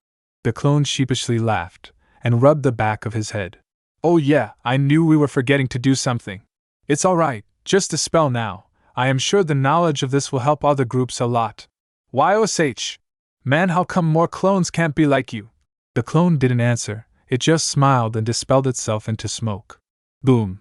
Well, that was what was supposed to happen, but instead of a cloud of smoke, it was an explosion of flames. Naruto barely jumped away, avoiding being burnt once again for the 100th time today. Naruto landed a few meters back, and looked around to see all the clones laughing at him. Shortly after he received the memories from the clones. It seems one group discovered how to make clones explode, and all the clones decided that it would be something funny to demonstrate on Naruto when they saw him come in already burnt. Thankfully, everything else that came out of the scheming clone's mouth was true. Naruto was tempted to massacre all the clones he had, if they weren't working to improve for his betterment. I swear, where the hell do they get this from? 000 There is only a week and a half left until the third round of the chunin exams, and Naruto's training was very productive. Pervy's sage told him that they far exceeded what he expected to go over in just 1 month. Naruto was also coming up with more and more stuff to learn on his own too. He stopped going to Higarashi's to buy weights because he figured out how to mimic them with seals, and could now increase and decrease the amount of weight the seal was by application of his chakra. He mastered both exercises for fire and wind manipulation and was working on increasing his proficiency with all corresponding jutsus. When it came to sealing, Jiraiya told him that he was picking it up faster than his last student, and considering his last student was the 4th Hokage, Naruto decided to take that as a compliment. On a side note, Naruto was finally able to function normally after training with Jiraiya. He would only be sore for the rest of the day, and didn't have to immediately pass out. Naruto did come back to Higurashi a few days after he bought his sealing supplies, and he already completed a few deliveries. He has also been delivering explosive tags and sealing scrolls twice every week. Naruto figures that once he was back to doing active missions, he would never be short on money. Naruto visited Hinata a couple more times too, and even ran into Hanabi again. Those meetings went exactly as the last ones, ending with both Hyuga's faces red, although for different reasons. He also was learning when to make a strategic exit when someone was gunning for your head. Currently Naruto was warming up in front of Jiraiya, getting ready for their first lesson. It took him a few minutes of nothing happening to realize that his sensei wasn't going to attack him anytime soon. Jiraiya beckoned him over with his hand, and gestured for him to sit down. "Alright Naruto, today I am going to teach you another jutsu."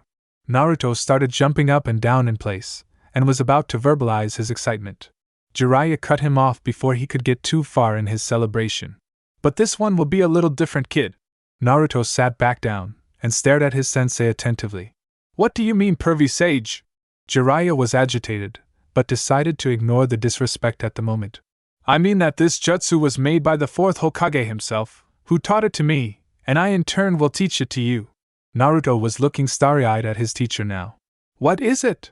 Jiraiya put out his hand and a spinning mass of chakra formed spherically in his palm, the Rasengan. Naruto was mesmerized by the jutsu, and couldn't wait to learn it.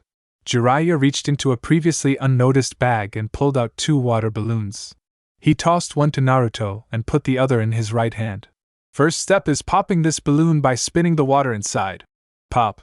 Now you're not going to get it in your first try, be you dash. Pop. Huh! Jiraiya looked over at Naruto and saw him with one wet hand and no balloon. "You're right, it took me 2 tries. Jiraiya didn't know what to say, so he just stood there stammering. "I mean after it didn't work the first time I just increased the rotations and bam. Yeah, whatever. Beginner's luck." Jiraiya pulled out a rubber ball and threw it at Naruto. "Try to pop that with just your dash. Pop. Come on." "Really?" Naruto deadpanned. "If there's one thing my chakra has in spades is density and power." "Yeah, whatever. The last step is combining both steps and then stabilizing it." Naruto tried the last step, but unlike the other ones, he failed miserably. He tried a few more times and didn't get any closer to making anything resembling what his teacher had shown him earlier. "Harder than you thought it would be, huh?" Jiraiya told him. "The other 2 are really just to help with understanding the concept. This step is where you are going to need more than just natural ability and luck. Now try that later on your own time, we can start your regular training now." Naruto had just finished shopping for all the food he needed for his house. He also made a second trip to the library to see if he could glean any more useful information. Now all he had left to do was one more thing before he was done. Naruto discovered while he was training that it was easy for him to get a lot of cuts and scrapes. Naruto decided that the perfect thing for him to get to avoid all that was a mesh undershirt. An idea he got after seeing Jiraiya one day when they was sparring. Naruto walked into Higurashi's weapon shop, making the bell ring when he opened the door. "Hello? How may I help you today?" said a familiar girl at the front counter. "Hey wait, I know you. You're the guy that's going to be facing Neji in the finals?" "Yeah, that's me. I'm Naruto, and if I remember correctly you're one of his and Brushy Brow's teammates," said Naruto. "Brushy Brows?" she repeated while chuckling. "Yeah, that's me. The name's Tenten. I don't think I have seen you here before. Is this your first visit?" "Nope, I've had more than a few visits here already. Now it's my turn to ask a question. Why are you dash?" Naruto stopped. He remembered Ishii telling him how he had a daughter on a genin team that worked for him sometimes. And now that Naruto thought about Tenten had way too many weapons for any normal person to reasonably have. "Never mind, I answered it myself." "Okay? So what were you looking for?" "A mesh shirts that I could wear under my clothes. I also came to see if your dad had any more deliveries, but I can see that is a moot point." "Deliveries?" she questioned. "Oh. My dad did say he found someone to take some of my load so I can train more. I guess you were the one he was talking about. Thanks for that." Tenten went and got out of a box a stack of mesh shirts that looked around Naruto's size. I think I got some that can fit you, but I'm not 100% sure. That's okay, said Naruto, before he started to remove his shirt. Whoa, what are you doing? Said Tenten, her face gaining a pink hue. It's not that she hasn't seen any guy shirtless before. She was just surprised at how suddenly Naruto started stripping. Well, I wasn't going to buy them and wait until I get home to find out I can't fit them. So I'm try it on now. Don't worry, I will still pay for the one I wear. That's not the problem here. Tenten was more shocked than anything. People normally had more reserve than this in public. Naruto finally got his shirt off, and Tenten's jaw dropped when she saw his upper body. She would have never guessed that the boy wearing a bright orange jumpsuit would have such defined abs and a strong chest underneath it. Naruto put on the mesh clothing, and it didn't help to hide his body. The shirt barely fit and was tight around his lean, muscular frame. Tenten had to admit that the buy made for good eye candy. Well, look at that. It fits perfect. One would think that it being so tight would make it uncomfortable, but it feels completely fine. Thanks, Tenten. I'll take the rest of the shirts. Tenten shook her head and continued to do her job. This isn't fair. I get 2 green weirdos and an uptight jerk, while the useless Pinky has 3 cute guys all on one team. Man, some people get all the luck. Naruto put his regular shirt back on and paid for his purchases. Thanks for the help, Tenten. No problem. It was a slow day and I was getting bored. Come around anytime you want. It was a new day, and Naruto was headed back to the hospital. Jiraiya came to his apartment that morning and told him he had 2 days to rest before the finals. Naruto was thankful he was finally getting a break. He always felt sore after their training, and that meant a lot considering he had advanced healing. Naruto made his way inside the building and quickly walked to Hinata's room. When he arrived, he heard some talking from behind the door, and wondered who else was visiting Hinata. Strangely enough, he hasn't ran into anybody else all the other times he had been here. Knock knock. Come in. Naruto walked in and saw Hinata sitting on her bed back in her normal attire.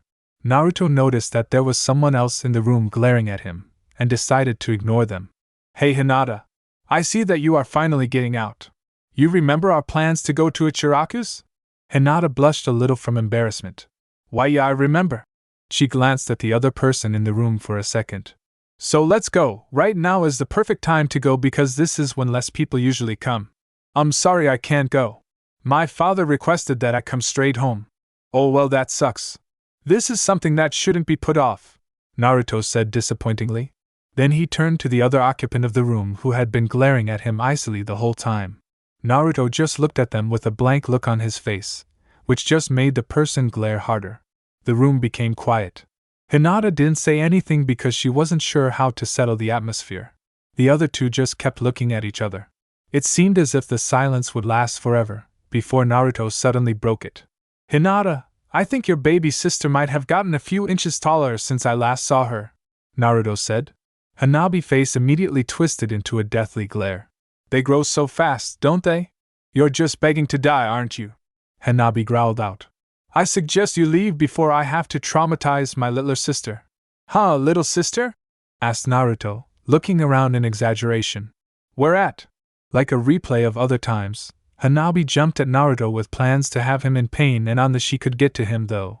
Hinata jumped in the way. Sister, wait! Get out of the way, Hinata!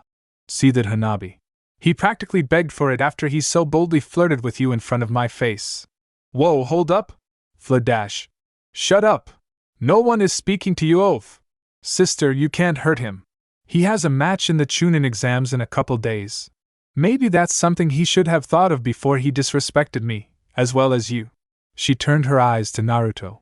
Now, he'll be lucky to arrive in hers. Wait, his first match is against Niji. This was finally what got the smaller girl to stand down. Against Niji? Hanabi asked. Is that true? She asked Naruto. Yeah, and I'm going to beat him black and blue until he crawls back to Hinata and apologizes, Naruto answered. Hanabi just stared at Naruto for a few moments before turning around and leaving. Come on, Hinata, father is expecting us.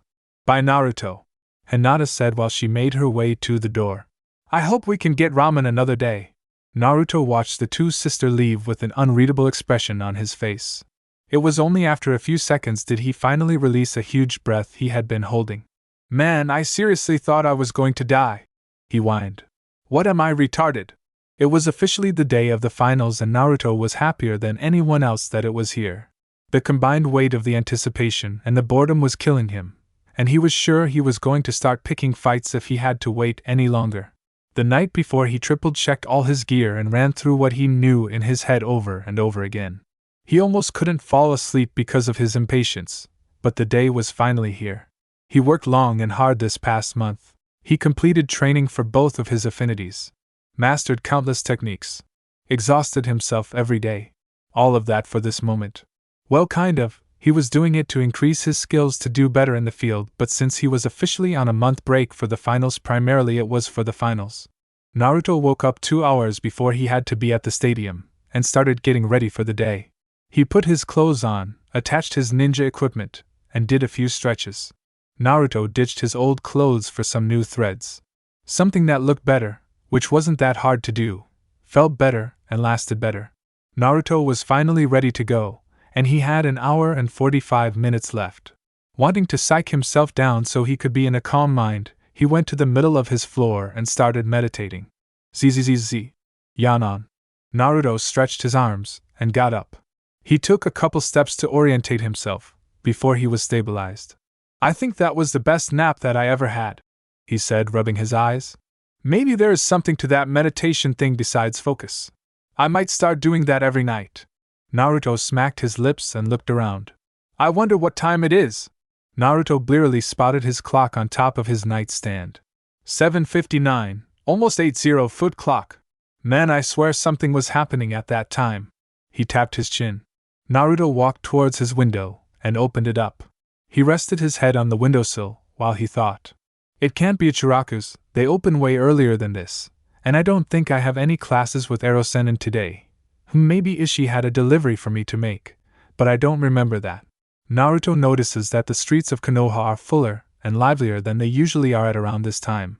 I wonder what's up with all these people. They usually are only this festive on my birthday. It seems like they are all headed somewhere. He trails his eyes over the crowds, to try and follow where they were going.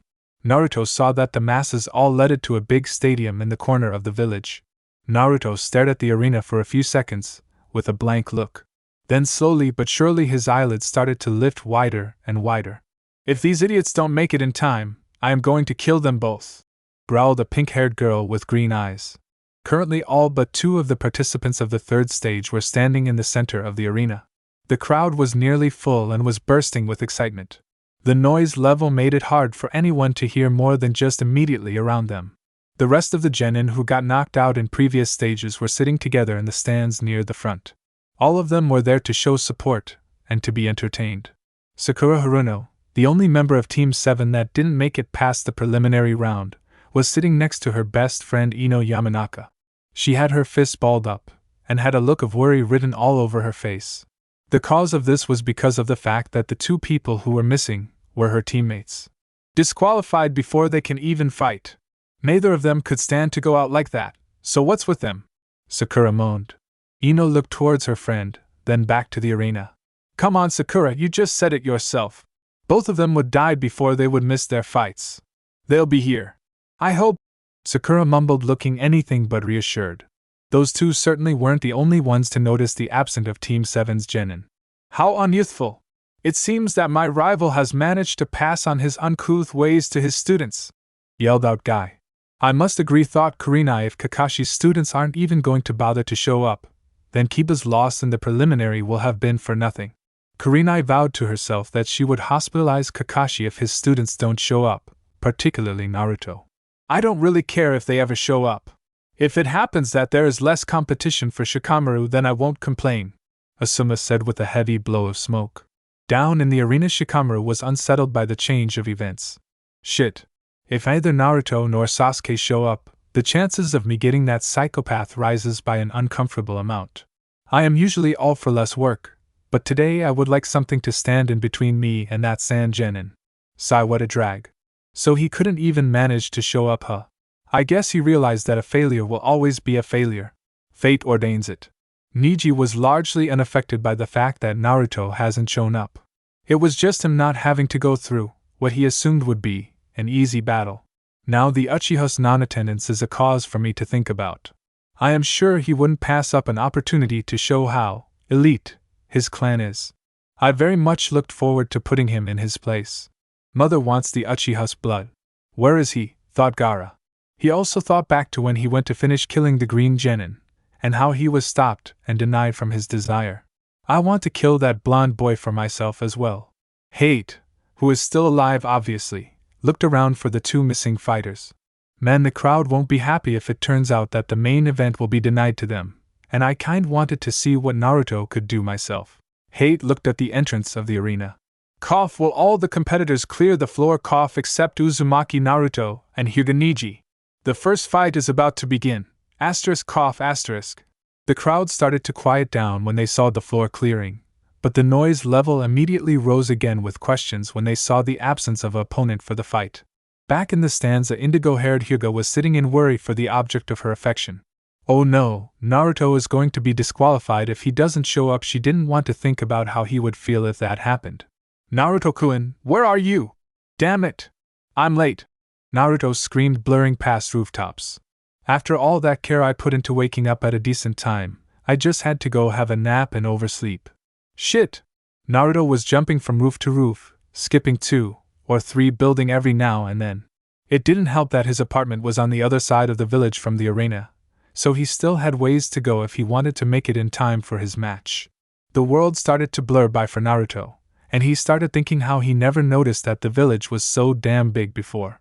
I gotta pick up the pace. Naruto pushed even more chakra in his legs than before, and his surroundings became even more indiscernible.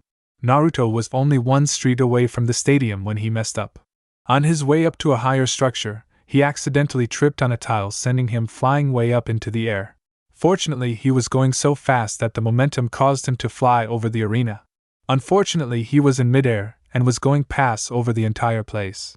Naruto had to think fast if he was going to make it to his match in time. He needed some way to land immediately. He brainstormed and tried to think of the most efficient way to do it, and it didn't take him long for him to come up with a plan. His signature jutsu really was the most handy thing he could have ever learned. Naruto mad the seals for the shadow clone jutsu. Poof! Another Naruto appeared next to him. No instructions were needed as he was sure the clone already knew what to do. It has been a full minute since the announcement for the first match to start had went out, and there has been no signs of anyone moving towards the floor.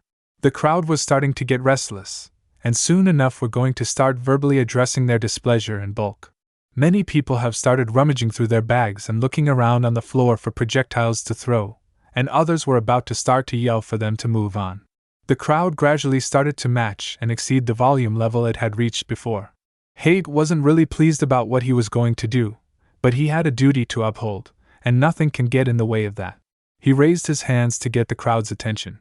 Little by little the spectators noticed and started to quiet down. Hate cleared his throat. Due to the failure to cough show up, Hate started.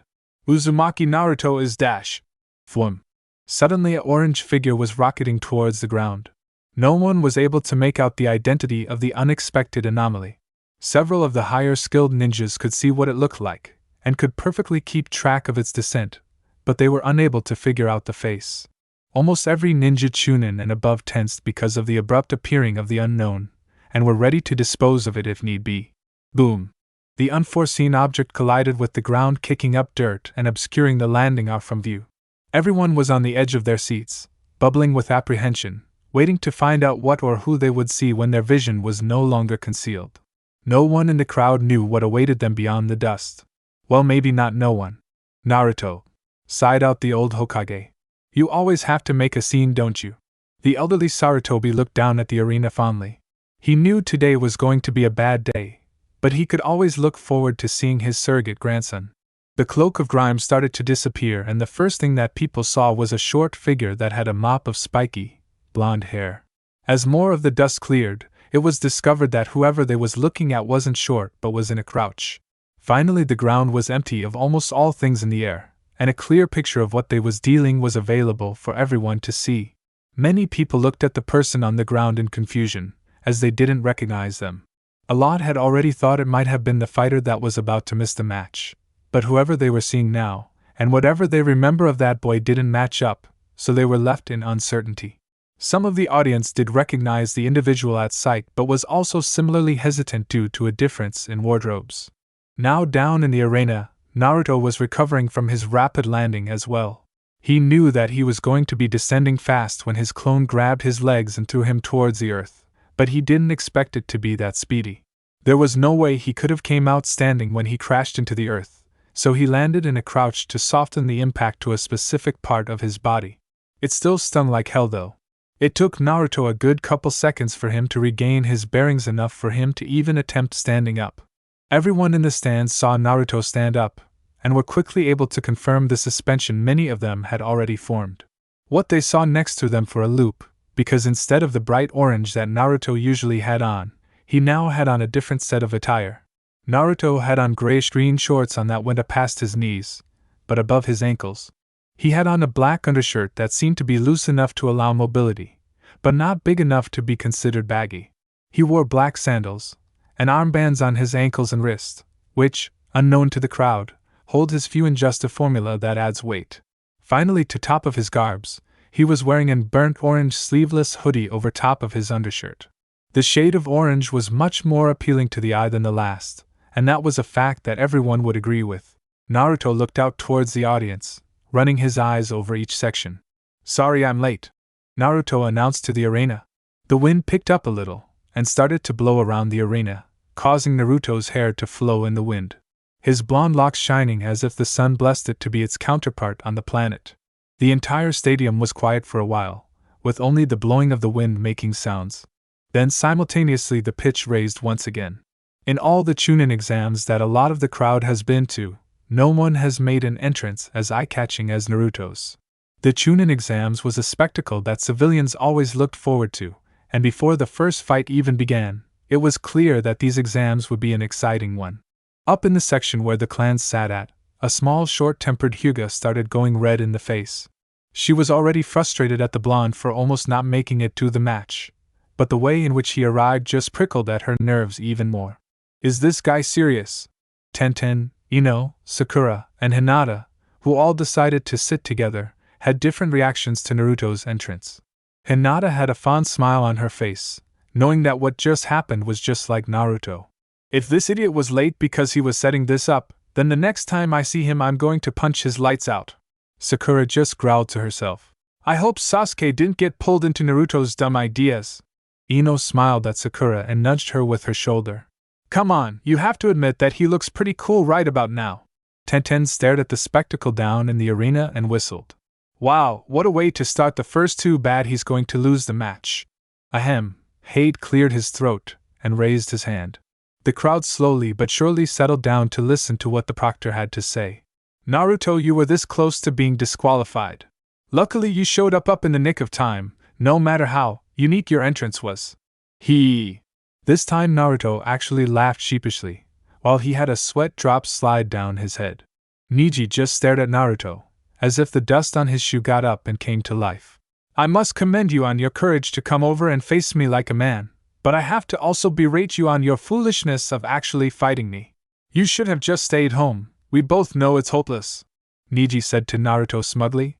"Like hell I will, I already promise you that I won't be happy until you're black and blue." Naruto reached into one of his pockets and pulled out his new black forehead protector. He tied the piece of metal onto his head and adjusted it. Then he pointed his thumb towards the leaf insignia. "And I never go back on my word." "TCH," Neji scoffed. "If the both of you are done," interrupted the proctor, "then let the match begin," he announced. The proctor swiftly jumped out of the hot zone and settled at a distance to observe the fight. "This could be interesting," said Hayashi from the stands where the Hyugas were sitting. "Neji has one of the most developed Byakugan in the clan. It's even stronger than your sister's." "Two-san is wrong," Hanabi thought to herself. "Niji's eyes can only see what is around him better than Nei-san, but hers can see over incredibly distances that are unheard of in the clan. She just doesn't want to show it off." Neither Neji or Naruto moved, and it didn't seem like either of them would. Of course, as always, Naruto was the first to attack. He could only hold out for so long. He palmed several kunai in his hand and launched them at Neji in a single motion. Niji didn't even dignify the offensive move as something to be worried about. The Hyuga just moved his head out of the way and let the projectiles fly past, leaving Niji unharmed. Naruto took out even more kunai and threw them towards Niji at a faster rate. Niji couldn't just move his head to avoid them this time, so he plucked the closest one out of the air and used that to deflect the other ones. Already I can tell that his perception and coordination are way above any genin I have ever seen. It seems I will have to make this a close-ranged battle, where I can surprise him and give him less time to react. Just because he can see everything doesn't mean he can dodge it, Naruto mused. I also want to keep how much I've improved this moth to myself, for as long as possible. I don't want to give all my skills away and give my next opponents time to devise ways to counter them, and I want to conserve as much chakra as possible. The best way to do this is to make this a up and personal fight. Too bad I have to get the Taijutsu prodigy first, which means I am probably going to come out of this hurting. Well, as long as I hold back. Naruto started to run to Niji, intending to start a hand-to-hand fight with him. A move many people thought was foolish and stupid. In the stands with the genin, several ninjas jumped up to tell Naruto of his mistake. "What are you doing, you idiot? There is no way you can fight a Hyuga one-on-one like that," yelled Kiba. "Come on, Naruto! Use your head!" screamed Sakura. Tenten looked at the battle with a conflicted look on her face. "I hate to say it, but I don't think that it matters whether or not Naruto attacks head-on or not. He's going to lose regardless." All of the genin around her stopped and started to stare at her, some in intrigue, and some with rising anger. No offense to Naruto, but no genin in the leaf is stronger than Niji. Trust me, I know this personally to be true since I trained with him, especially after this month. He isn't going to be defeated no matter what Naruto does. Many of her listeners started getting contemplated looks on their faces, and even if they didn't believe what she said to be true, couldn't deny the superiority that Niji had. "You're wrong!" a voice yelled out, breaking the silence. Everyone looked towards the sound, and found Hinata standing out of her seat with a defiant look on her face. "Niji is not the strongest genin in the village. Maybe I would agree with you if skill had to do with strength, but it doesn't, it only has to do with spirit. Naruto has been through more, and has overcome more things than anyone else, and he has never backed down. Naruto is the strongest genin because he has the brightest spirit, and no one can say any difference. Naruto Uzumaki never gives up, that's why he will win." Hinata said all this without even stuttering once. All the Konoha genin looked at her in a new light. They never knew she had so much fire in her. Back down on the floor, Naruto was quickly approaching Niji. "Bastard. He still isn't taking me serious by activating his Byakugan. I'm all for having an advantage by someone underestimating me, but something about him doing it when he is the same level as me pisses me off." Naruto finally reached his destination and came in with a soaring punch aimed at Niji's face. The feminine Hyuga leaned his body to the side to avoid the blow, sending Naruto flying past him. Naruto stopped himself by planting his hands on the ground, and used his momentum to swing his legs around to execute a leg sweep. Niji flipped backwards and landed on his feet. He pushed off his heels and came speeding at Naruto with a palm thrust. Naruto deflected the strike with his hand while in a spin, bringing his elbow around to hit Niji's face. Niji could only stop the strike by bringing his other arm up to block it. Ack! His way faster than expected.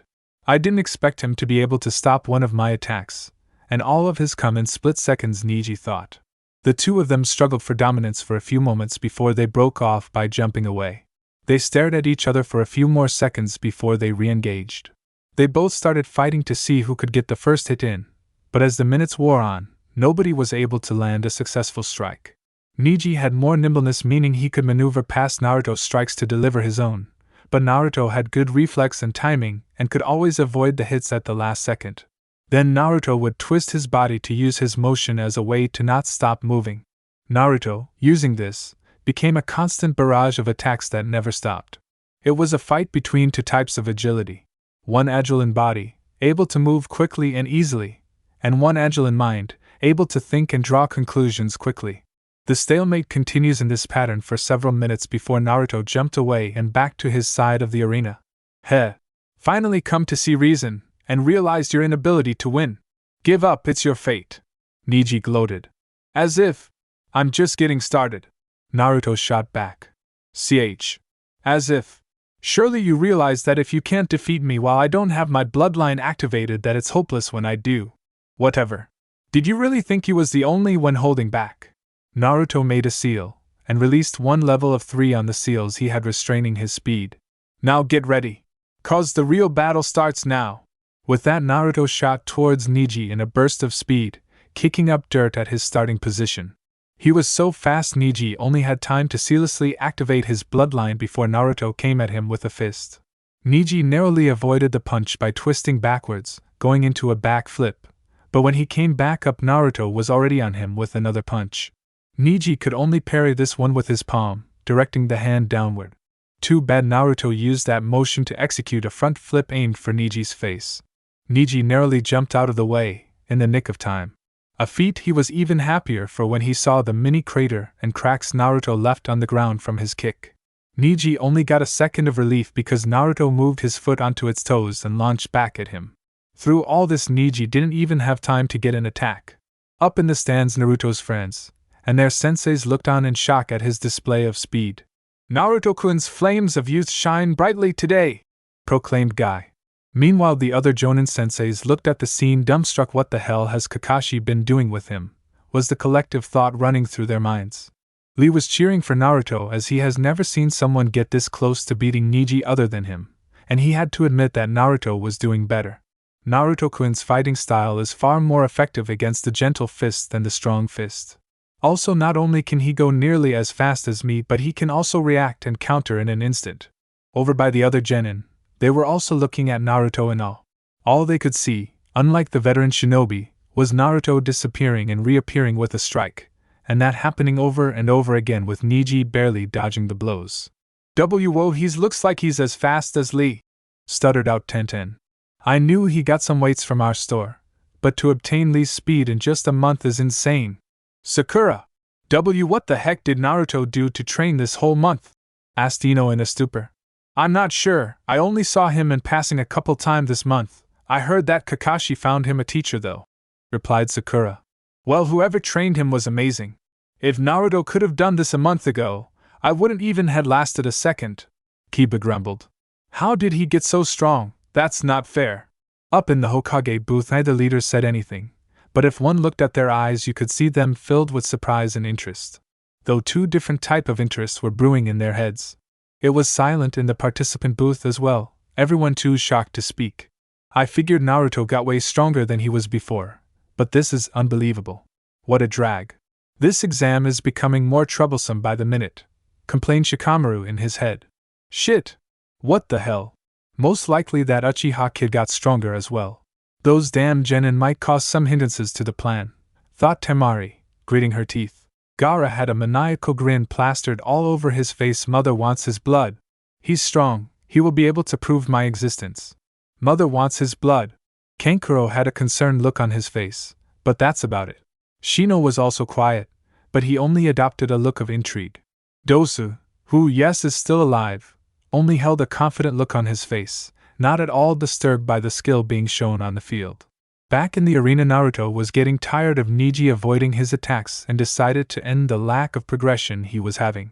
Naruto came in for a clothesline, forcing Neji to duck under his arm. When he did that, Naruto put his hands together to create the Shadow Clone seal. Poof! A clone appeared right above Neji's crouched form to deliver a flying kick. Neji jumped back to avoid contact with its foot. The original Naruto already was coming back for follow-up attack, but Neji twisted to avoid that, dodging that as well. As Neji turned back around, he saw Naruto flying towards him faster than all other times before, and he knew he couldn't dodge it. The only thing he could do is put his arms up and across to absorb the hit for him. Smack! The sound of contact echoes around the arena, signifying the first solid hit that anyone has made all match. Neji went sliding a couple feet back, but before he could recover, the two blonde ninja were back on him again. Neji was getting tried to defend with all his might, but as time went on he received more and more hits. Neji didn't particularly like being tossed around, so he jumped away from Naruto once he found an opening. Neji landed across the field, and wiped the blood off his lips. "Why do you continue to defy fate?" Neji snarled. "You will always be a failure, nothing can change that. So just accept your destiny, and give up. I thought I already told you." Naruto retorted, making a familiar seal once again. I can't do that! Poof! 3 more clones of Naruto appeared, bringing the total up to 5. The original Naruto then gave the signal for them to charge. They all started running towards Neji, 2 of them even launching into the air, to do an attack from above. Naruto was serious about his promise to beat Neji down, that's why he summoned 4 clones to help him. The Naruto were closing into Neji, and to all of the crowd it seemed as this was going to be the end of the fight. All of the crowd, that is, except Tenten. Tenten shook her head. Too bad, Naruto. Neji has trained all month and you're not the only one to become stronger. This is why it is certain you will lose. The rest of the genin just looked at her in confusion. She just shook her head and continued to watch the match. Down in the arena, Neji looked at the approaching adversaries with a calculating look. Neji then began to smile cockily. You fool, he said condescendingly. I told you already, dash. Naruto and his clone closed in on Neji, but before any hits could land, they suddenly met a strange resistance. A second later, visible chakra started to leak from Neji, which made clear what was being used to slow Naruto. Neji started twirling in a circle. Give up! The spinning Hyuga was being encased in what looked like a twisting dome of chakra. Kaiten, Naruto and his copies were blown back by the force of the attack to the other side of the stadium, dispelling the clones in the process. He hit the ground and slid for a few more meters, and was a bit disorientated, causing him to stay down for a little longer than normal. Hinata was looking at her cousin with a shocked look on her face. How? That's dash! Kaiten! Yelled Hayashi, standing up in the midst of the crowd. That's a technique only known by the main branch. How was he able to learn it? Hanabi just looked awed. I already knew that Neji-san was considered a genius, but to recreate that jutsu by himself is amazing. What was that? Questioned Sakura. That was the 8 trigrams palms rotation. A move that Neji has been working on all month. It's an impenetrable wall of chakra that comes from all over his body. A lot of ninjas can only direct their chakra out of their body from one place in their body at a time, like their hands or their feet. Neji's mastery over his chakra is so good that he is able to push it out from multiple places at once, creating what is called kaiten. I tested its defense myself. The technique is basically impossible to break. Down back in the arena, Naruto had almost recovered and was catching his breath on the opposite side from where Neji was. Naruto had to figure out a way to overcome the new obstacle that just appeared. First, he decided he had to test how strong that attack was. Naruto pulled out a handful of shuriken and held them at ready. Let's see how you handle this, bastard. Naruto threw all the weapons in his hands, then made a single hand seal. Shuriken Shadow Clone Jutsu. Up in the stands, the 2 Kages were shocked by the jutsu that Naruto just showed. The Hokage didn't even know many other than him knew that jutsu, while the Kazekage's eyes seemed to shine bright with greed. All over the crowd, ninjas were shocked by the jutsu that was famed to be used by the god of shinobi. They all noted how in one match Naruto showed above proficient use in 2 high-ranked justice. Naruto released barrage after barrage of shuriken, which multiplied and became a dozen each. The only way that Neji could avoid this attack is if he used kaiten again, so that's what he did. Neji's sphere of chakra was getting pelted by wave after wave of endless shuriken, but it didn't seem to be wavering anytime soon. Naruto stopped throwing shuriken, and reached in his pouch to grab 3 explosive tags attached to kunai. Try this! He threw the timed explosive across the field, and to the still spinning Hyuga. Boom! Naruto waited patiently for the smoke to clear to see if Neji's kaiten was able to stop that attack as well. Naruto wasn't the only one. Almost every single person in the crowd was sitting in anticipation in whether or not Neji avoided the blast. When the smoke was cleared, everyone saw a perfectly non-harmed Neji standing in the center of a circle engraved in the ground in the center of a bigger crater. It didn't take a genius to know what that meant. The crowd went wild, clearly excited by the match that they originally had low expectations for. Don't you see you cannot fight against fate? Only a fool would dream to become Hokage when they clearly aren't destined to be. Grr, shut up! What the hell is your problem talking about fate like that? Everyone can decide their own future. Ha! Let me show you reality. The thing which is a reminder of my fate. Neji then pulled off his headband and showed Naruto his caged bird seal. This seal defines my entire life, and there is nothing I can do to escape it. Neji then went on to tell him the history of his family, about the death of his father, and his duties towards the clan. The more Naruto heard, the madder he became. He was mad at Neji, the Hyugas, and the village for allowing this to happen. These eyes of mine show me many things. One thing they've shown me, people's limitations are set, fixed, and unchangeable. Only a fool wastes his time trying to become something he can never be. The only destiny that everyone shares is death. If it's your job to serve Hinata-chan, then why the hell did you almost try to kill her in the preliminary? That's the opposite of everything you just told me, Naruto roared out. You say that I am an idiot for fighting to change my life, when you were trying to defy fate just like me. We're exactly alike. Niji's face turned into the pure definition of the word rage. Shut up, you don't know what you are talking about, he screamed. Niji launched towards Naruto in a considerably faster speed than whatever he was going before. Niji's hands started glowing blue in concentration of chakra. You are now within the range of my divination. Impossible! Yelled Hayashi. An opinion that was shared by several clan members. No way. It can't be, whispered Hanabi. 8 trigrams, 64 palms. Niji delivered 2 consecutive strikes. Naruto moved out of the way of those 2 palms. Niji then did 2 more strike. Naruto dodged them too. 4 palms. Niji now did 4 strikes, something which Naruto was hard-pressed to not get hit by. 8 palms. Niji came with 8 strike. Naruto felt as if he almost was hit once or twice. 16 palms. Niji followed with 16 consecutive strikes. More than a few scraped Naruto's clothes. 32 palms. Hinata looked at Naruto in a mixture of awe and worry. Naruto-kun dodged all of Niji's attacks. Now if only he can keep it up. Expectantly Niji started to grin, throwing Naruto for a loop. He started going twice as fast as before, catching Naruto off guard, and rendering him vulnerable. Naruto was receiving 32 consecutive strikes courtesy of Niji, and they were way more fierce than before. Naruto tried his best to not get hit, but from the stinging in his left arm, he knew he failed. Niji stepped forward and thrust his palm out to deliver a strong hit to finish off the move. Naruto only by a hair length maneuvered his body, so that his already hurt left arm took the brunt of the attack. 64 palms! Naruto-kun! Whimpered Hinata. Naruto was sent sailing through the air, only touching the ground for a second and then to skid and bounce back up. Naruto was able to stop himself by using his right hand as friction to slow himself down. Naruto was disorientated for a few minutes, but was finally able to stumble to his feet. He was breathing in rapid breaths, and was cradling his left arm with his right. I have told you fate has always decreed me winner, you had no chance. This match is over. Grr. Don't count me out yet, retorted Naruto. Why not? It's useless to continue. Without both your arms you are unable to perform that cloning technique you love so much, and the rate and effectiveness of your attacks by yourself decrease enormously.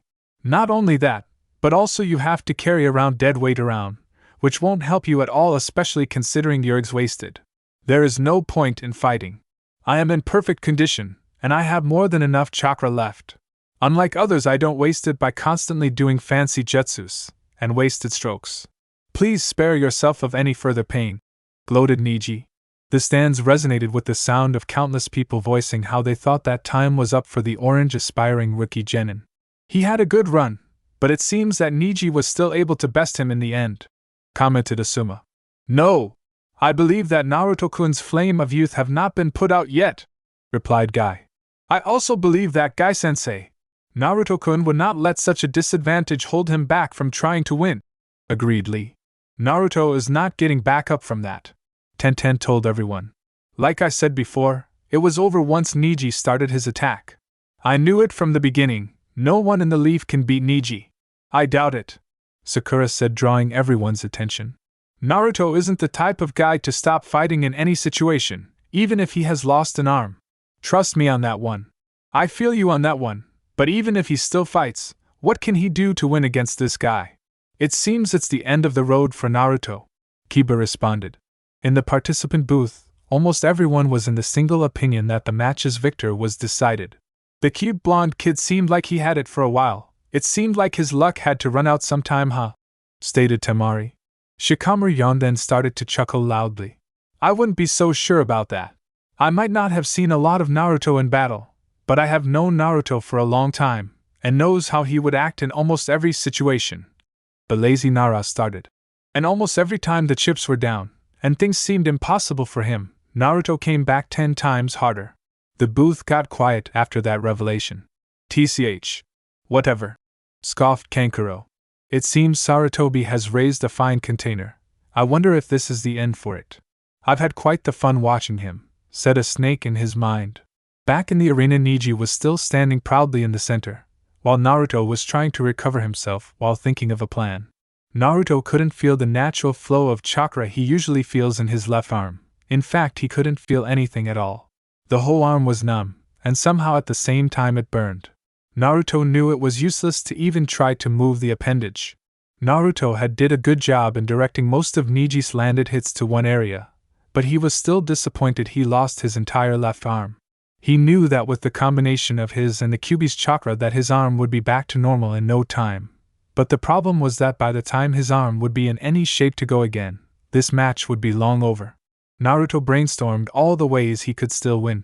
Shit. With the loss of my arm, there is only a limited number of ways that I can win, and they all include revealing something I don't want to be shown yet. And if it gets out now, then they can be countered by plans in later matches. Naruto mused to himself for a few moments before he came to a decision. Alright. It seems I have no other choice than to show some of my hand. I just need to execute in a way that leaves everyone with the fewest questions. Considering I am going to have to do it with one hand already tells me that the fewest questions is still going to be way too many. Naruto released the second level of only the seal on his right wristband. He could feel chakra surging into his working hand and flowing all throughout it. Naruto started to gather as much energy as he could in his fist before he rocketed off. Neji saw that Naruto was continuing the battle by running towards him. How persistent, almost like a cockroach, Neji growled. Neji got in a steady position, ready to do what need be based on whatever Naruto was doing. Naruto was pacing his way to Neji. He wanted time to build up his attack. There was now so much chakra pulsing in his arm that it was emitting a faint glow. When Naruto felt he had gathered enough chakra, he started going through hand seals with one hand. A feat which no one in the crowd missed. What is he doing? Is that even possible? I heard of ninjas that could use one hand, but never a genin. This must be a fluke he is using to throw his competitor off guard. The crowd echoed with the sound of everyone's astonishment of Naruto's new reveal. Orochimaru stared at Naruto with wide, yellow, slit-pupil eyes. His whole body was shaking in apprehension. One-handed seals, huh? Sarutobi-sensei, you've found yourself a real gem, haven't you? I wonder what his limits are. How would he match up against Sasuke? Cackled the Sannin in his head. The wind started picking up around Naruto, spinning and whirling swiftly. The air became so intense it was visible, and it started howling like an old sorrowful spirit that never moved on. Naruto finished the hand signs for the jutsu, completing the preparation needed. The wind started to swirl around and encase Naruto's fist, giving it a coat of twisting currents. To the spectators it looked as if half of his right arm was replaced by a miniature tornado. Naruto, having completed the jutsu, sped up and blurred away to finish Neji with it. Neji, seeing the approaching doom running towards him, inferred the only way to get ahead of the oncoming attack unscratched was with Kaiten. Neji started pushing out chakra from everywhere again, and started to rotate. Why won't you quit? Soon enough Neji was inside a perfect sphere of spinning chakra. Naruto was right in front of the dome now, and he cocked his right fist back in preparation to punch. Because I'll don't ever give up! Naruto slammed his fist into the Hyuga's prized jutsu.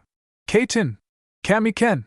The resulting force from the clash of the two jutsus caused everyone from any of the rows near the front to be pressed back against their seats. A whirlwind of chakra overcame the arena, forcing many to hold on to something in fear of being knocked down. It looked like a blue vortex, with the eye being Naruto and Neji. The duo continued to fight for dominance. The harder they pushed, the wilder the environment became. Both of their respective jutsu gaining strength and size as time went on. It was as if two unstoppable forces were ramming against each other. Neither side seemed to be gaining, when all of a sudden everything exploded. Boom! A figure shot out of the smoke and slammed into the wall on the side of the stadium. The smoke cleared faster than usual this time, and everyone saw that in the center of the arena was Naruto with his hands still stretched out. Neji was sliding down the wall, ending up on his butt on the ground. Unfortunately, he still wasn't unconscious. Neji spit out some blood. I'm not finished yet. Yeah, Naruto said, then he made a half-ram/half-tiger seal with his hand. We'll see about that. The ground below Neji cracked and a fist came flying out of the ground. Niji was uppercut by the emerging Naruto, and then a subsequent kick sent him flying back towards the center of the arena. Naruto took advantage of this by slamming his fist into Niji's face when he finally reached the center. The crack that came afterwards was heard and felt by everybody. Niji just dropped from the air like someone cut all the strings to a puppet. His face was bruised and had blood leaking from it. The rest of his body didn't look any better. Then the Naruto in the center of the arena burst into smoke, only leaving the one by the wall. Naruto walked up to the lying form of Niji's body. I don't think you're totally wrong. I do believe in destiny and things that are fated to be, but I believe it is impossible to know what they are, so there's no point trying to predict it. If you work hard, you can fight against anything that is set in your way, Naruto said. Besides, you aren't the only one with a seal that defines you. The proctor looked at Niji's body for a few moments to see if there was any sign of retaliation. After it was clear that the match was over, he raised his hand high up into the air. The winner of the first match is Uzumaki Naruto. The crowd started to go wild again, most of them thinking that the battle was one of the most entertaining they have ever witnessed. Of course, many of them always have the same thought until they see another match. The ninjas in the crowd all had to admit that Naruto did way better than expected and surprised them at every turn the whole match. Wow! He actually won, said Tenten in disbelief. I mean, it's not that I wanted him to lose, but didn't think he could actually win. Man, who would have thought that the dead last will beat the Rookie of the Year? Sure as hell not me, Kiba spoke. This isn't even the final fight, it's only the first match, we still have many more to go, Ino said. Sasuke-kun still didn't show up though, and I am getting worried, worried Sakura, looking around the crowd. I knew you could do it, Naruto-kun thought Hinata. I hope one day I can get that strong. The Jonin-sensei was surprised by the results as well. Why? Naruto-kun shall become my new rival, for if I can surpass him, I will have surpassed Niji, ultimately making me stronger, shouted Lee. That's the spirit, Lee. Once you're off those crutches, you can begin to follow your dreams, Guy said in an equally loud voice. It seems Shikamaru has his work cut out for him if he wants to become chunin, Asuma said, breathing out smoke. But knowing him, he probably finds the whole idea of being a chunin troublesome. Kurenai just snorted in agreement. What do you know, Naruto has an affinity for wind, huh? Kotetsu and Izumo had been watching the entire match in the crowds, and were proud of what their favorite genin could do. Already one match, and we probably have a shoe in chunin, Izumo said. Yeah, you're telling me. We haven't even reached the main event and the crowd is going crazy, Kotetsu responded back. In the participant booth, everyone was raising their hazard level on the recent winner. What do you know, Blondie still came out of it ahead. He's a wind user to not many of those in the leaf, Temari said. I wonder if the other guy is going to show up, or if he is going to be disqualified, Kankuro asked. I heard people were looking forward to that match between him and Gaara. Man, they don't know what they are talking about. It doesn't matter how much stronger the brat got, Dosa thought. He still fall to the might of my arm, then I will show my true worth to that bastard. Niji lost, Hayashi said in a blank tone. To the others around him, they thought he was upset about the turn of events, but to their surprise he started laughing. Ha ha ha, I should have expected this. Even from the grave you best me. I guess the apple doesn't fall too far from the tree after all, or more like tomato. Hayashi started cracking up again. Many of the Hyuga feared for his mental health, and asked if he needed to go to the hospital. Hayashi just waved them off. See Hanabi, that is a splendid shinobi. Hayashi stared at Naruto as his smile turned wistful. Father has no idea what he's talking about, but still to hear him compliment another ninja is rare. Hanabi stared at Naruto in the stadium, who was running around accepting praise from the audience. I'll have to thank him later for finally kicking Niji off that high horse he was on. I'd been wanting to do it myself since he sent Hinata to the hospital. Hanabi scoffed. Stupid clan politics. Up in the Kage booth, the Hokage was positively beaming. Oh, how strong you have become. Even in times like these your will of fire still shines brighter than ever. Next to him the supposed Kazekage just stared at Naruto with excitement in his eyes. I've had more fun than I expected watching you fight, brat. It would be a shame to stop it so early. The Kazekage cleared his throat. Hokage-sama, I have an interesting proposal for you, if you would hear me out. The Hokage looked towards his fellow Kage with a questioning look on his face. Naruto was in the middle of the field congratulating himself, when suddenly his vision was filled with leaves. Whoosh! In a swirl of leaves, back to back, appeared the missing genin Sasuke, and his sensei Kakashi. Also, Naruto wasn't the only one to change his getup. "Does that whole team have a problem with regular entrances or something?" questioned Kurenai.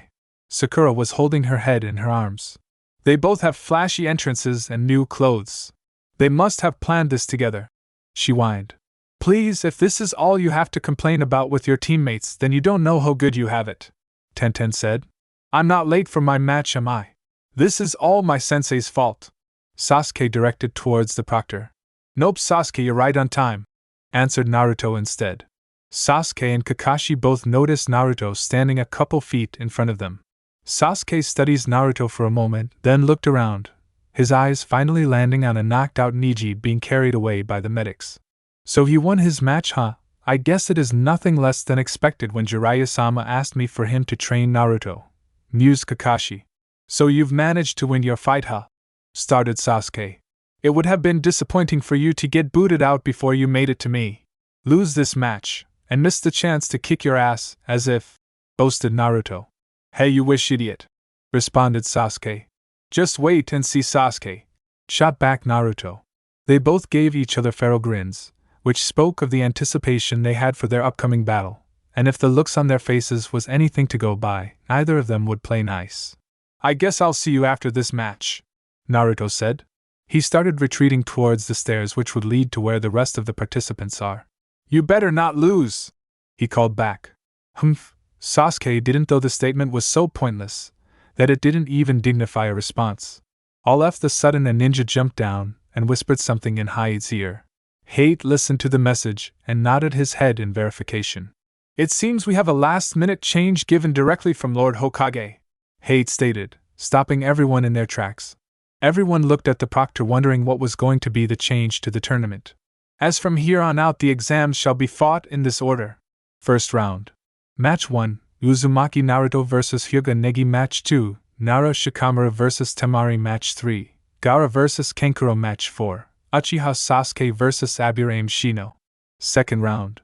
Match 5, winner of Match 6 vs Dosa. Match 6, winner of Match 3 vs winner of Match 4. Match 7, winner of Match 5 vs winner of Match 2. Third round. Match 8, winner of Match 6 vs winner of Match 7. Everyone became restless after seeing the new lineup, especially the ones who were slated to fight. Sasuke is still stuck with Gaara. "All that changed for me is that I have to fight the crazy bastard later than expected," thought Naruto. Me and the Naruto are on separate sides of the bracket. Depending on how things go, we will only face each other in the final round. I knew it was too much to hope that they would just opt me out of the competition altogether. If I wasn't going to drop out before, I definitely am now. There is no way in hell I am facing Gaara.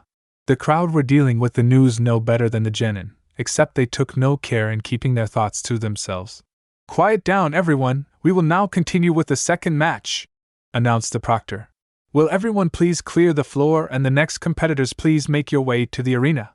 Sasuke and Naruto went up to the participant booth, while their sensei took a seat in the stands.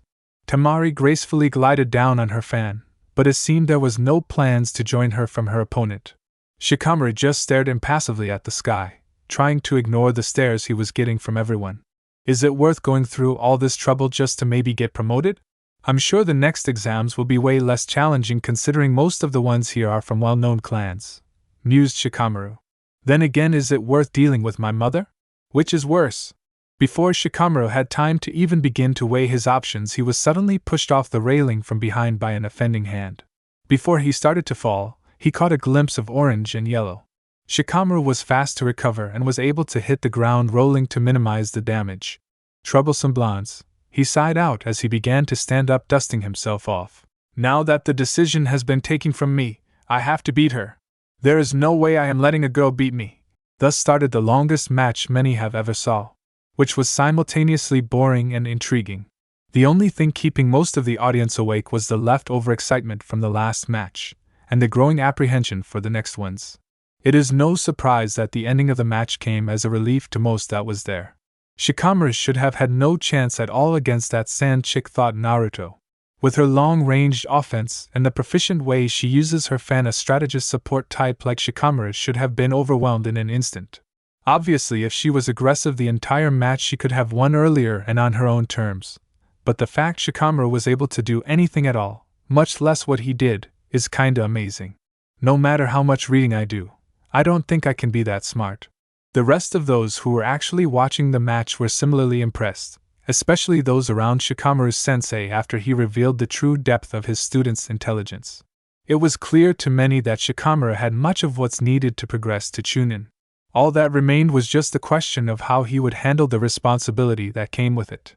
The proctor stood again in the center of the arena to make his next announcement. Will Gaara and Kankuro now make their W-? I forfeit. Everyone looked towards the hooded kid with makeup, wondering if he was serious. Despite the staring, the Sand Genin sat down and made no move to explain himself. Displeasure rippled through the crowd, but it was only felt for a moment, as all of them quickly remembered who was fighting in the next match. The non-existent match actually came as a blessing in disguise to a majority of the audience because it moved them right along to who they came to see, especially after having to sit through the second fight. Alright, let's see how much Sasuke improved. Okay then, started Hate. Winner by default, Gaara. Now can Uchiha Sasuke and Aburame Shino please come down to the arena? The crowd became restless as they saw a black-clad Uchiha from the booth to the floor. Shino walked calmly out from the stairs and met his opponent on the ground. The two competitors sized each other up. Well, the Uchiha it was impossible to tell what the Aburame's shaded eyes were doing. The proctor looked at both contestants for a moment before he raised his hands. Let the fourth match begin! Instantly Sasuke ran through seals and shot a large ball of fire at Shino. Shino avoided it only to have to deflect projectiles with a kunai. Sasuke shot off to Shino so fast that Shino only had enough time to block the punch with his arms. The hit still pushed him back a few yards though and bruised him up quite a bit.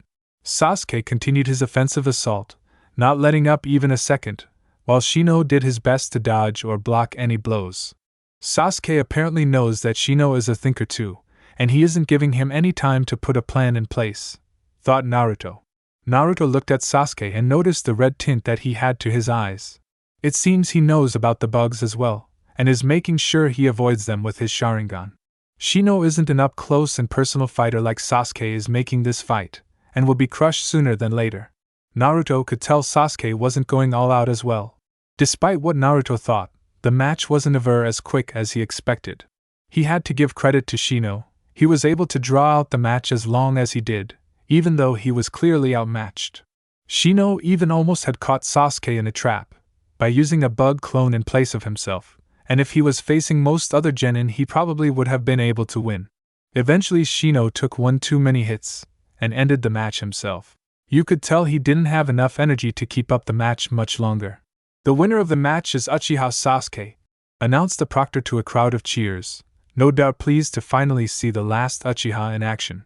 Personally, Naruto thought his match was better than that, but whatever. Naruto let his eyes scan the booth and land on Dosu, his next opponent. Frankly speaking, he was a bit underwhelmed by him. Naruto had to go on and fight Temari, Gaara, and Sasuke. Compared to them, Dosu was a bit lacking. Naruto then let his eyes rest on Dosu's jacket, which was hiding his arms. All he had going for him was his fancy arm, and that really isn't anything special. Naruto decided that he would have to end it fast if he wanted to conserve energy for his more difficult fights. Just before Naruto looked away, the Sound Genin met his eyes and gave him a scornful stare, but Naruto just brushed it off. Will Uzumaki, Naruto, and Dosa please make their way to the floor? Naruto finished his musings and jumped down into the arena, this time having a much more graceful landing than before, even if it wasn't as cool. Dosu wasn't too far behind Naruto, and within a minute they were facing each other, ready for the match to start.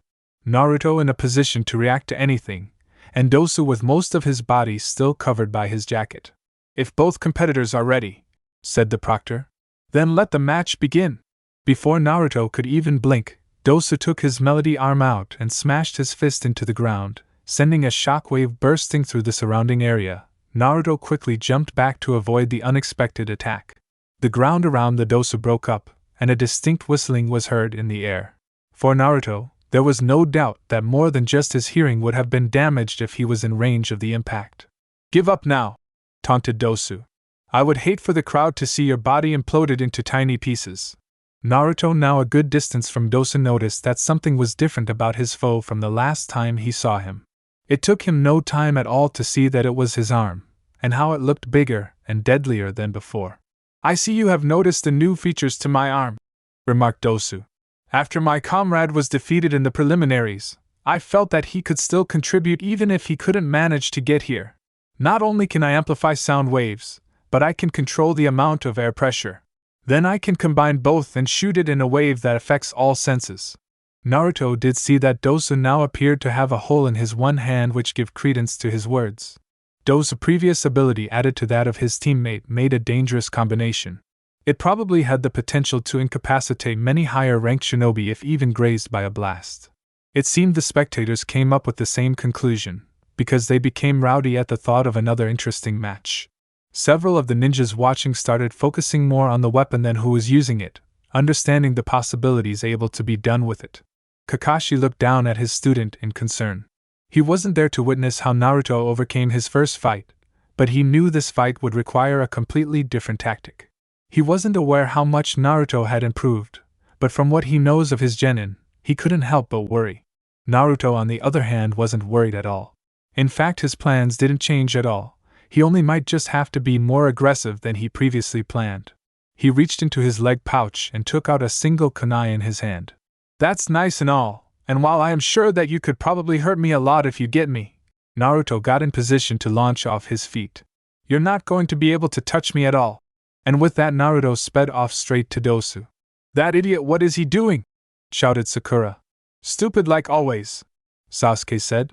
"Is he really going to try the same thing he did with Neji?" said Tenten. "Yes. Show your youth, Naruto-kun," shouted in sync the two green monstrosities. "You must be dumber than I thought," said Dosu. He then pointed his arm at the approaching, decapitating echo airwaves. A violent blast of sound was shot towards Naruto at a remarkable speed. Naruto didn't look capable of changing his course in time, but just before the attack met him, Naruto appeared to shift several yards to the right, escaping the blast completely. "What the hell?" yelled Dosu. "Grrrr! You think you're so fast, eat this!" Dosu stated to shoot wave after wave at Naruto, each altering in size and shape to try to catch the speeding shinobi. All of it was in vain though, for Naruto avoided them all, being able to move from side to side at high speeds. To the untrained eyes though, it looked as if he was appearing from one position to the next instead of zigzagging up the arena. "His speed might be faster than mine/Sasuke's," uttered Sasuke and Kakashi simultaneously. Everyone else who have already had a taste of his speed were still surprised at it, just not to the extent of the teacher and student duo. Dosu was getting worried after seeing all of his failed attempts to stop the blonde. He started gathering his chakra for a massive attack since he was desperate. Aag Dai! Extreme decapitating echo drill! A giant wall of violent sound distorted the air and launched itself forward. It was so wide that it would be close to impossible to go around it in time. Naruto, seeing the devastating attack, started gathering wind-natured chakra into his right hand and coating the kunai with it. In no time the kunai was engulfed by a glowing layer of blue chakra. Up in the stands, Asuma narrowed his eyes. Just how far did he get in his nature manipulation? He even knows what his chakra nature is and how to use it to this extent. How much has Naruto actually grown in 1 month? Wondered Kakashi. Naruto had no plans to dodge the next wave, but he didn't plan to get high by it either. Naruto unlocked all the seals he had restraining his, and now started coating wrapping his whole body with a layer of wind so he could decrease air resistance. "This is the end for you." Dosu started laughing. "Did you really think you could J-dash?" Before everyone's very eyes, Naruto disappeared and reappeared a good distance behind Dosu. "UST." Dosu's eyes widened. "What T?" Many of the audience shared the same look. Even the majority of ninja there couldn't see all his movements. Even with him just going in a directly straight line, only the top-level ninja could track Naruto with their eyes. Impossible?" Sasuke exclaimed to himself. He himself was in disbelief at the speed Naruto just showed. A loud screeching busted everyone from their astonishment. It whistled throughout the arena, originating from the center of it. Dosu slowly looked down at his melody arm and saw a very thin, long slash going up the entirety of it. The screeching seemed to increase in pitch every second. "Your teammates," Naruto started, while turning towards Dosu. Shouldn't feel so lonely anymore. Dosu's eyes widened and he opened his mouth to say something. Boom. The weapon exploded, taking away one of Dosu's extremities and all his hearing away from him. It was a messy sight. Maybe that was a little cruel, thought Naruto. But then again, he did threaten and hurt my teammates, so I'm not really feeling sympathetic. Naruto looked up at the crowd and noticed that they were stunned quiet. It was either from his show of talent, or the sudden gruesome sight in full display at the center of the floor. Oops, hee hee. The crowd burst into noise again, roaring loud with excitement. Blood and gore only fuels their lust for entertainment. He's amazing, I'm not sure how he could do that. Another splendid match, looks like I might have to change my bets. It looks like this is turning out to be a wonderful contest. The winner of the match is Uzumaki Naruto, the proctor unnecessarily said. The stadium was in this state for close to 10 minutes before they were able to get Dosu and clean up the arena. Will Uchiha Sasuke and Gaara please make their way to the arena, and can all prior competitors clear the floor? Naruto, who was already back in the booth, got serious when he heard the announcement. I know he trained with Sensei for a month, Naruto worried. But is he good enough to stop Gaara? Gaara and Sasuke were now in the arena, and the match was started. Hopefully, thought Naruto, this won't end bad. God damn it! It ended bad. The match started okay, with Sasuke using his superior speed and skill to overcome Gaara's sand defense, and took command of the match. The problem came when Gaara engulfed himself inside of a large sand cocoon ball, and not only was it hard to penetrate, but his sand became more aggressive than usual. Sasuke used some badass lightning move, which Naruto was definitely not jealous of, to get through the sand. There was a scream, and then after that things went bats hit crazy. Feathers started falling, the Hokage booth exploded in smoke, the sand ninja started working together with the sound to attack the leaf, and two sand genin took Gaara away to who knows where with Sasuke following on their tails. Naruto kind of wished that the match did ended with Sasuke losing. It would have been a way better outcome than all of this happening. Naruto knew that it would have still happened sooner or later though. Naruto! Naruto turned around to see his sensei calling to him. Naruto ran over to him, where he saw Shikamaru and Shino standing nearby. Yes, Kakashi-sensei? Naruto listened carefully. You must chase after Sasuke to make sure he doesn't die, and stop whatever the sand genin are up to. Kakashi said in the same tone he used when they first faced Zabuza. I am giving you your first S-rank mission, take this extremely serious. He stared at all of us to see if we understood the weight of the situation. Once he was satisfied, he said, Now hurry! Kakashi then jumped into the battle raging around them. All right. Let's go save the day, Naruto said, pounding his fist into his palm. Shino just pushed his glasses up. Man, what a drag! Naruto was alone again, but at least this time he knew where the Sand siblings were and had caught up to them.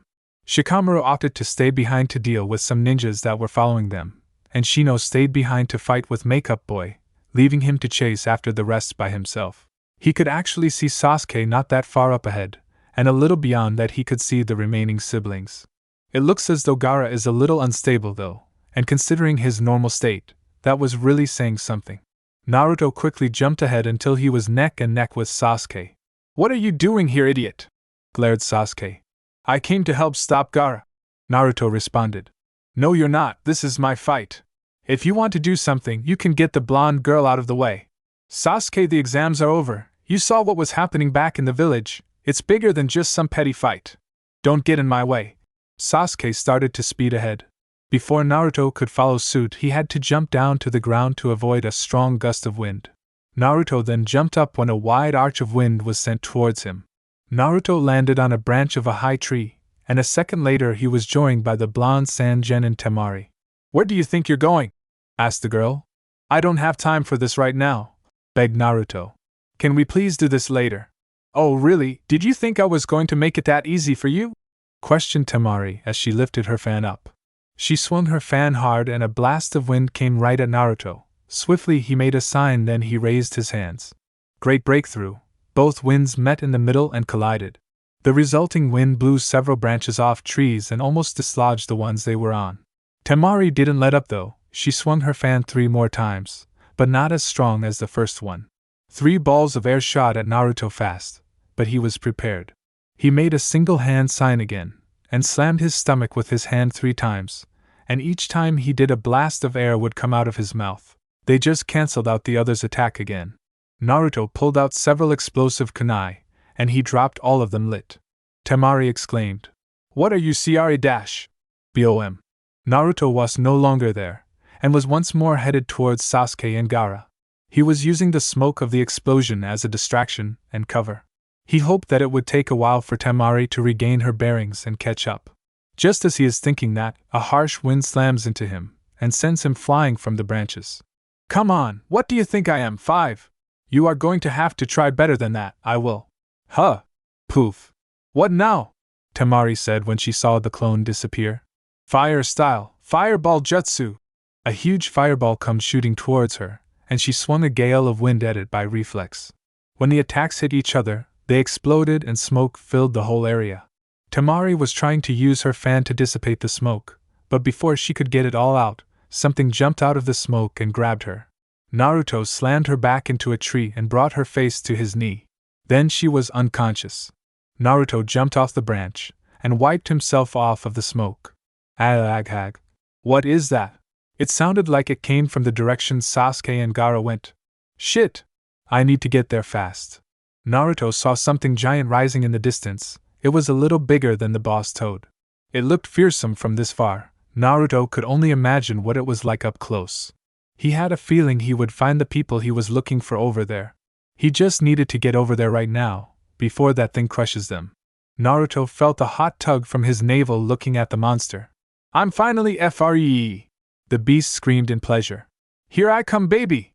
I forfeit." The end. Watch daily, exclusive, uncensored lemon fanfictions featuring Naruto, Deku, Issei, Ichigo, and many other anime characters. Available only on my Patreon. Link is in the description.